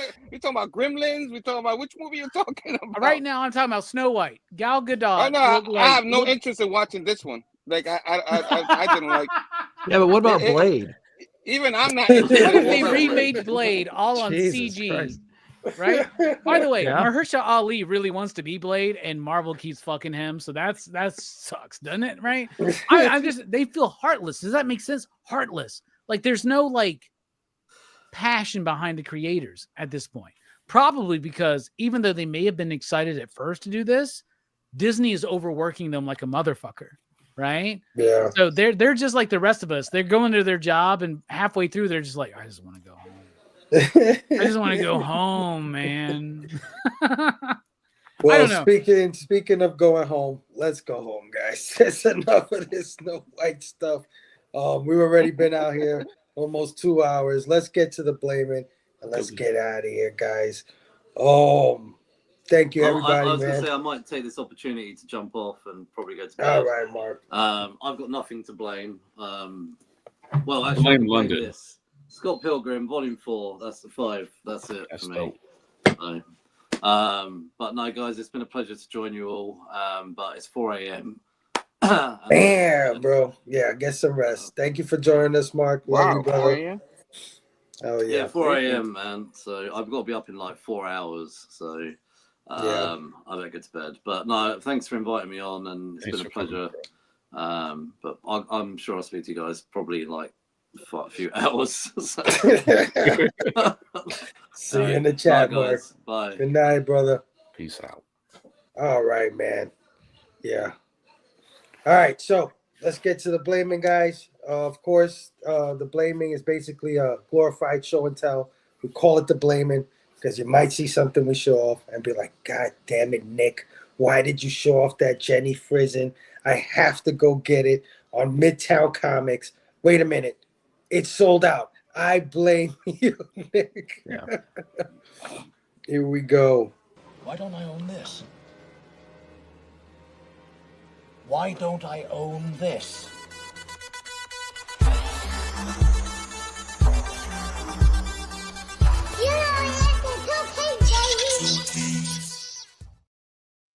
All right. So I will, let me see. How do we do this? There we go. I will start with myself, of course.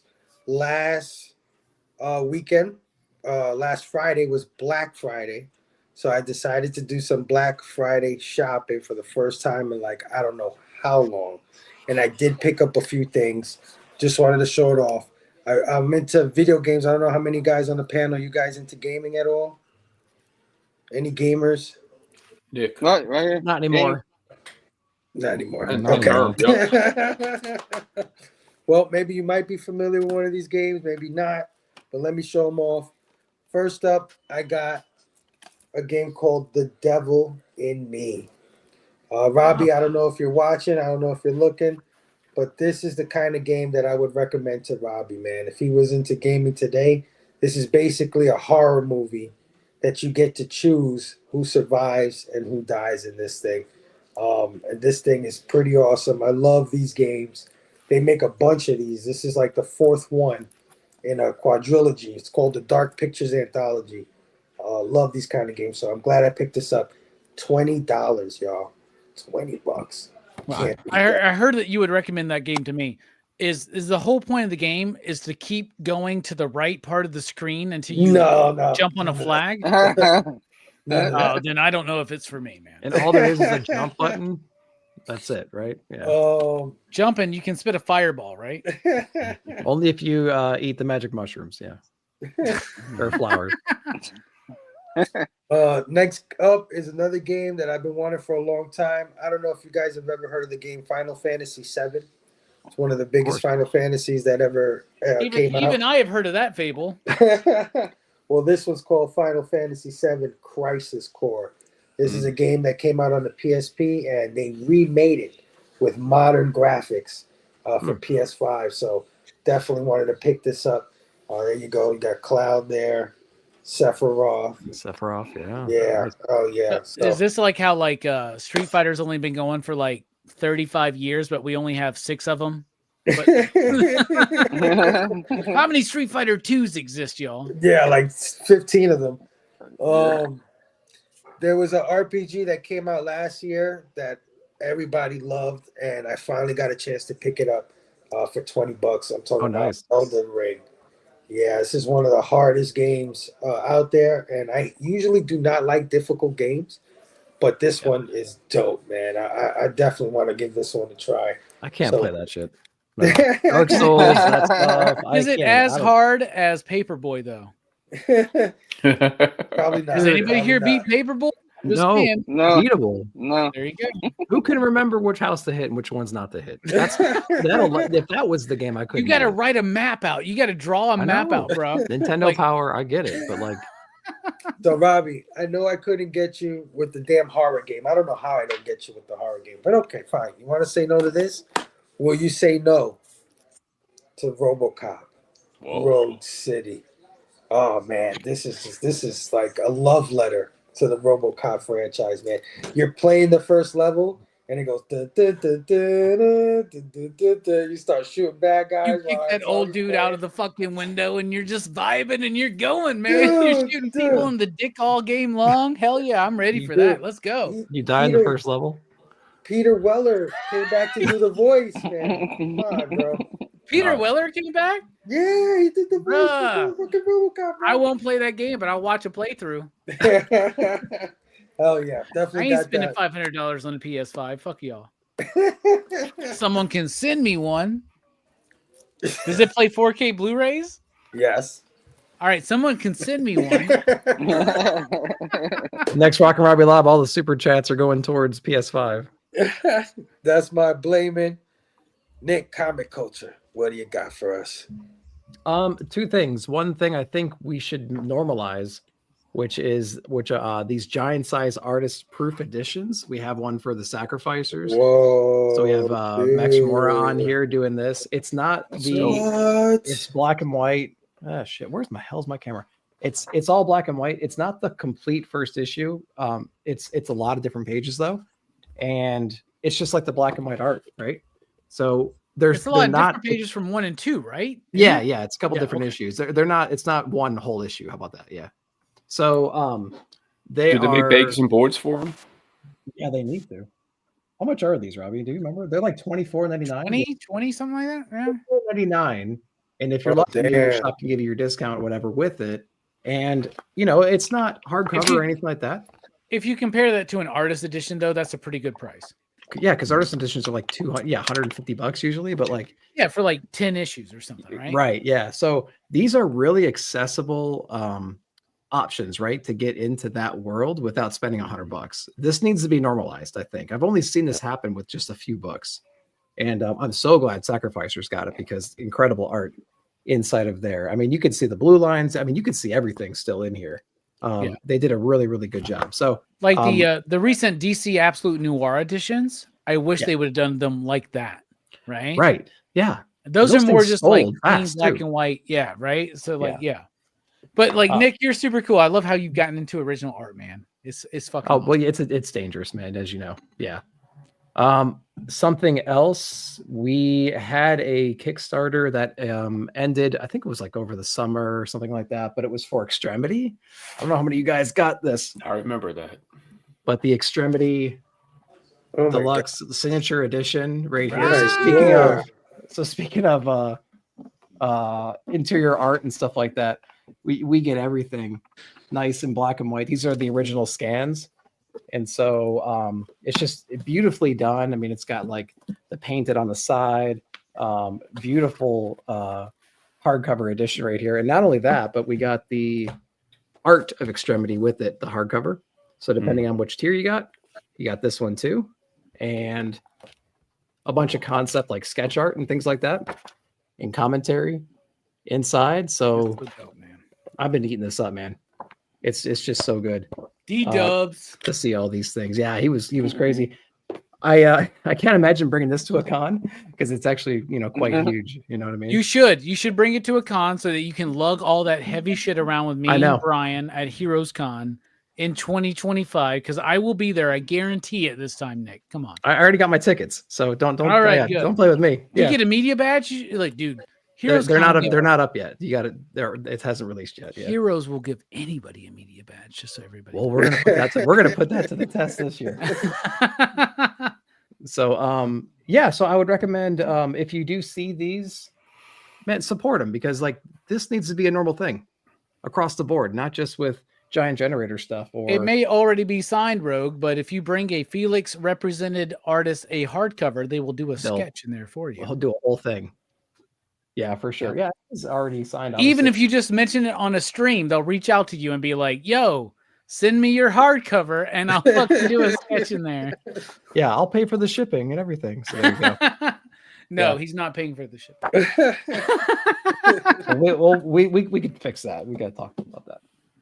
Yeah, lift that a couple more times, Nick, and you'll get some muscles his on workout. That. Yeah, there's nobody in this community that appreciates comic book art, I think, as much as Nick does right now. I love it. I'm trying to head in that direction. Make this normalized, guys. If you see these, buy them. Order them. They're on FOC too. I want to see those. Their biggest problem is that they had to redo that a couple months later because they fucked up and left a page out. Right? So the initial version of that, the Sacrificers one. Yeah. So they sent it out and they like pulled it because they left a page or two out, right? And it's not even so I was sequential just like, pages anyways, I literally went up to some of my my employees and I was like, I'm giving this to you for free. You really need to study this. Yeah. You like, I need you to understand what comics really are. Right. Yeah. Yeah. That's Yeah. dope. It's great. Yep. That's all I got right now. Oh yeah, thank you, Nick. Big Herm, what do you got for us, bro? Yeah, I wish you went with me first because y'all showing all this awesome stuff, and I only have a few. He's got all of his Disney live action Blu-rays to show off. Oh man, how'd you know? So yeah, so I wanted to show. I only have a few little things. I haven't been able to get too many things lately. You already know. But when I saw this, I had to get it. Disney. See what you did, Bob? DC Comics. You saw in the end of it, they showed a lot of these little clips, and they put it all in a book. And I thought it was awesome. So when I saw it in the shop, AEW Origins. Nice. I know Brother Joe would love this. You know what I mean? You probably have one yourself. But it has all their stories in there, including my girl Britt Baker is up in here. She's my favorite out of this bunch right here. And I had to get it. You know what I mean? It shows little origin stories and stuff like that of all the different wrestlers in the AEW. So I got that. And since, it's almost the end of the year, I like to show, I went through some of my boxes and I went took out a couple of figures here, and of course I had to show some Chris Jericho. You know what I mean? Oh, nice. Y2J, motherfucker. Y2J. The Painmaker, if I'm not mistaken, is what he calls himself here. But he's the best in the world. Everything he does is what he says. His little catchphrase. Does he got the same jacket as Absolute Batman? Yeah, I was gonna say. Looks like the Undertaker. What's going on? And Sting at the same time. Like that's how is this ICP good? right there, man. What's going on with his face true. makeup? Shit. Yeah, it's just a character he did while he was in Japan, stuff like that. Oh, that makes trying sense.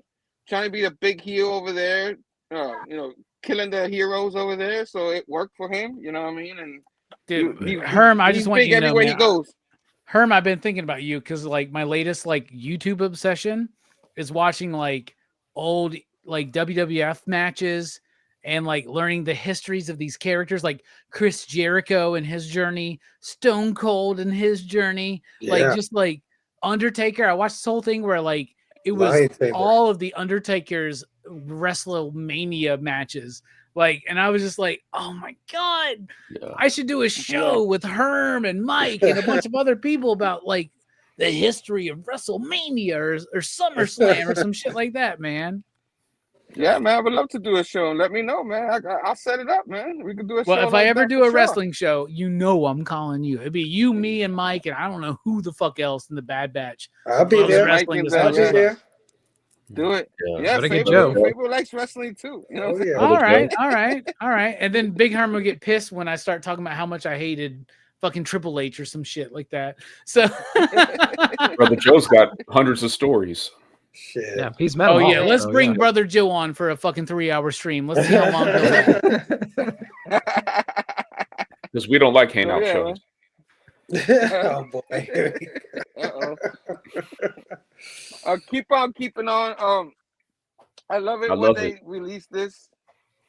These long, big collectors. Long and big. Limited. Treasury. Long and big. So I saw this Bat book. I was like, I had to get it. See what you did, Robbie? I got it. Wait, he wasn't talking about fingering the asshole of that comic.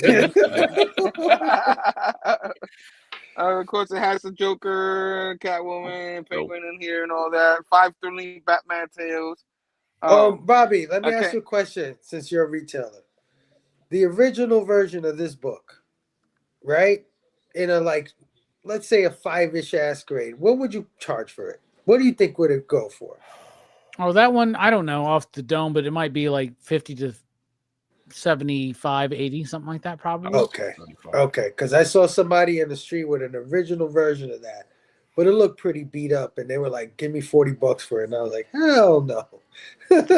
I got the original version of the Superman versus Muhammad Ali, And if I open it one more time, I think the cover's going to come apart. But I bought that for $20, so I'll tell you that. That's a pretty expensive book right now too. It is, and they I love that DC's reprinting these treasury editions, Yes. and there's foil editions too.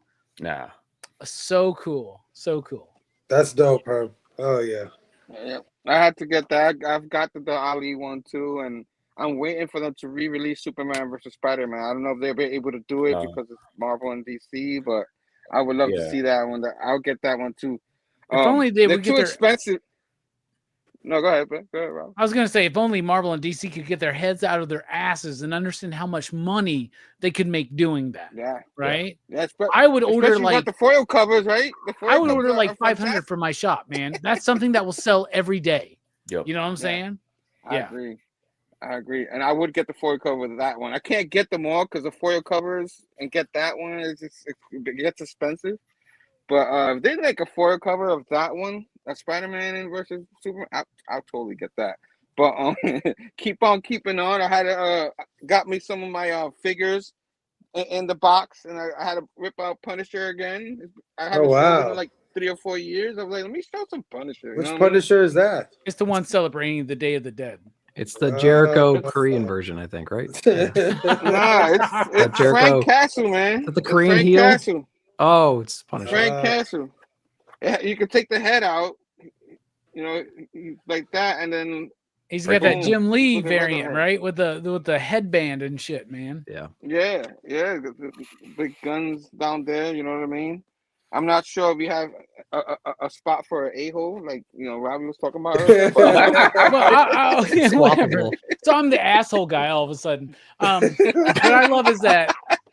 I love is that, like, as shit as Hasbro can be sometimes, Todd McFarlane's not allowed to give his characters for DC guns. At least Hasbro still does that, right? You know what I'm saying? Like, isn't that weird to get a Red Hood figure with no guns? Like, yeah, that is weird. I never thought about that. Yeah. So whack. So keep on keeping on the Spider-Man world. He's a character that was in a lot of Spider-Man books, but Sleepwalker. If you grow up, you've seen Sleepwalker team up with Spidey. I thought you were So about to get do me a a movie version Sleepwalker. of Kraven the Hunter, man. You know what I mean? Of course. You glitching up, Herb. I'm breaking up. Yeah. Keep going, bro. You're good. Keep going. Okay, I'm almost done too, but right. I got the Superior Spider-Man, Superior Octopus. I'm sorry, I wasn't the biggest fan of him in the comics, but I like the figure, so it was pretty cool. Captain Marvel, got him. Nice. I love me some Kamala Khan, so I got Miss Marvel. He said, "I got a couple of things. I couldn't get too much." You say Kamala Khan? There's only a couple. I could get more if you want. Black Cat, you know what I mean? The Black Cat action. Felicia. And then that's Black Cat with last no but not tits is least- what that one is, man. Yeah. Oh man, She's laying on her back, man. That's Spider-Woman right here. I need that one in my life. Nice. Jessica Drew. Jessica Drew. Hell yeah. Jessica Drew is the thickest white girl in Marvel Comics, man. I'm just gonna tell you that. And that's it, man. That's what I got, I Damn, could go get bro. more if you want, I hate to see when you pick up a lot of things, bro. That was awesome, in my dude. box. You know what I mean? I was like, might as well show it, That's awesome, dude. I want all of those figures, especially the Sleepwalker. Don't let him talk shit. I want that Sleepwalker. I fucking miss. No, I love Sleepwalker. I love fucking Herm. I miss fucking. Remember when they doing were shows checking on with his you, first man. appearance? Sleepwalker, put your kids through college. Yeah, now they're on like Darkhawk. Your Darkhawk first- will be a big deal, right? Your first path to a millionaire is Sleepwalker. 9.9. You get all these fucking 50-year-old dudes like on their fucking hands and knees through dollar bins across the fucking country. All right, Taqi. All right. What you got for us, my brother? So I was thinking, as all the news about Jen came out, and like I didn't realize like how long it's been since she hasn't been making content, and it had me thinking about the pandemic. So today, Pandemic Taqi returned for a very limited appearance. I went to 2 different comic book stores and just picked up a bunch of stuff. So we got the first appearance of Gambit, allegedly. He's hanging out in the back. Then this one was at Kawabunga Comics, great store. They have a lot. Everything is accessible now. They've remodeled their store, so all the short boxes are up on tables, so you don't have to lay down and dig through dollar bins and stuff like that. Then I went to a second. That store is in Oconomowoc, Wisconsin.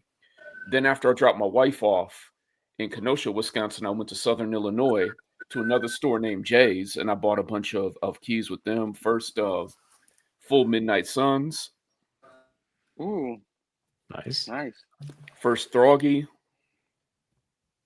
On a Thorg. Sorry, I don't know why I call him Throggy. First Immortal Hulk. Throggy sounds better, to be honest with you. Yeah. I like that one. And then we got the origin. I want that Hulk, man. I need that Hulk, bro. You know, man, I was surprised, and they were kind of like giving it away. How much was it going for? 25. He gave it to me for 20. Nice. Because it's Pandemic Taqi. That book sucks, man. So but good luck. What? I'm just joking. The story sucks, man. I'm just trying to say the story sucks. Immortal Hulk. No, but no. Avengers. This particular comic book where Hawkeye shoots him in the head. The Avengers No Surrender shit sucks, man. That's all I'm trying to say. And then the origin of Gore the Butcher. That sucks too, man. You're buying bad comics, Taqi. You should move away from Marvel. Don't listen. I know. So I mean, I'm just joking, man. Don't forget to get your copy of Shadow Cabinet. Do your store a favor. Keep Milestone around. Make sure you sell out Shadow Cabinet. What a great fucking logo right there for Shadow Cabinet. This is the original right here. Yeah, that's I saw dope, this in the dollar bin. Why did they not do that in the new one, man? That's a great logo. I don't know. Oh, and an NBA Jam fucking thing on the back too, an ad for NBA Jam on the back. Look at that. Nice. Oh my God. He's on fire. Chet, you still there? Zombie? We got Zombie. I also picked up some Blade. We talked about that before. Bruh! I knew those books suck too, man, but I own them. I love them. You know what else? You know what doesn't suck? There you go. There you go. The book we forgot on the monthly comic book review. Y'all tripping. Did one come out this month? I don't even remember. Apparently, Taqi was like, one came out. Next week, I think, is coming out. I don't think one came out last month. More Blade. Picked up. They almost fell. All right. Picked up this one. Nice. There we go. Marilyn Monroe. Yeah. Oh, picked up some She-Hulk. Nice. From those Peter books David suck run. too, man. But okay. Those are dope covers. I'm just joking. Yeah, I'm joking. Jesus. I don't think I read this volume yet. I got it. Huh. That's a nice cover. I think Jenny Frison is getting better. Hey, that Frankenstein cover is great. Yeah, this is this spooky one. Yeah, it's awesome, and you could also do the flowers. There's flower sets for Jenny Frison. I really love this. I really love the Something That's Killing the Children, though. Yeah, that's a pretty good one. That's different than what she normally does. You know what I mean? It's a little bit. So wow, I was able to get through that pretty quick. Hey. Oh yeah, Taqi, that's awesome. Solid, dude. Yeah. Thank so you. I did. I was channeling Jen. I was channeling Benny. I was channeling I was just like, you know what? I might not be here. Yeah, so. I feel you, bro, and I love you, bro. Just I love you too, man. Before the show's over. Robbie, what you got, bro? All right, I'm sorry for talking shit about your books, Taqi, but Herm, I'm not sorry for talking shit about yours. I'm about all your stuff, man. I only had 2 books. I have finished. I have finished 2 collections this week. One is I finally got this. Man, that's some baby shit, right? It is. It really is. But this was like, I don't know, like I finally got McDonald's. I finally got this. God damn it! You're right. This is what it feels like when Robbie just speaks all over you. All right, I love it. I love it. I finally completed my McDonald's Halloween buckets fucking collection with this. That was great. It's Christmas, man. Come My on. wife's working on that. I got like 7 ghosts. It's a pain in the ass. All right, but here's the weirdest stretch I have. First of all, I gotta applaud this fast food restaurant for having a promotion and actually doing it the right way, where one thing was available each week. And if you just went once a week on the same day, you would complete this collection. So how about this 1960s Taco Bell cup? Oh, my favorite fast food restaurant. How about this 1970s Taco Bell cup? Oh my God. How about my personal favorite, the 1980s? I love that one. Who remembers that fucking logo, Yeah, right? I do. Yeah. And then the 1990s. There we go. And then just yesterday, I got the 2000s cup. That's horrible. That's the worst. Yeah, it's more boring. But As you get closer. now I got to get Taco Bell one more time so I can get their new cup and have a 6-piece correct. collection instead of a 5. But I got all these fucking Taco Bell and rest assured, every time I got one of these cups, I had 2 fucking tostadas. So there you go. That's what I got for the blaming. Yeah. Taco Bell, greatest fast food restaurant. of all Alabama time. pancakes. Yeah. Robbie, you need to address when McDonald's came out with the blind bag, man. We should have boycotted they bitch ass when they did that. Well, I don't want to be too mad about McDonald's right now because as soon as I get done with this show, I'm about to DoorDash me a McRib because the McRib is back and I'm so ready. Oh no. I'm so ready. I hear you. Oh man. Oh, guys, I'm just probably gonna cut the show right now. we usually go through, what everybody's got coming up. Well, early, man. I gotta But go. you know what anyway. everybody's got. I don't know what happened. I don't know if it was like all the crying I did with Jen, but like I just got progressively more sick as this show. Oh shit. Well, don't worry. We all got the same bullshit coming up. You know what I'm saying? Yeah, we're all good. Like I've been stuffy. I've had to like turn my microphone off like 5 times to blow my nose. I got shows. Nick's got shows. Herm's gonna be live on fucking Sunday, got right? shows. Go on Yes, sir. Instagram and read John's Yes, eulogy sir. for Jen. It was Yeah, and go beautifully follow written. all of us and go out there and tell everybody and leave in the comments what your thoughts on Jen are. Like what Jen meant to you, right? There you go. But yeah, guys, thanks for joining me. Unfortunately, we lost Stu and Scotty along the way. But they'll be back next week. We'll be back next Friday at 9 p.m. Eastern. Check out our upcoming C3 Comics Curing Cancer makeup show that we got coming soon. If you want to help support, cause to help try to get a cure for this awful disease that took our good friend earlier in the week, man. So anyway, Station, love you guys. See you next Friday. There's only one thing left to say. Be excellent to each other and party on, dudes. Station. Station, guys.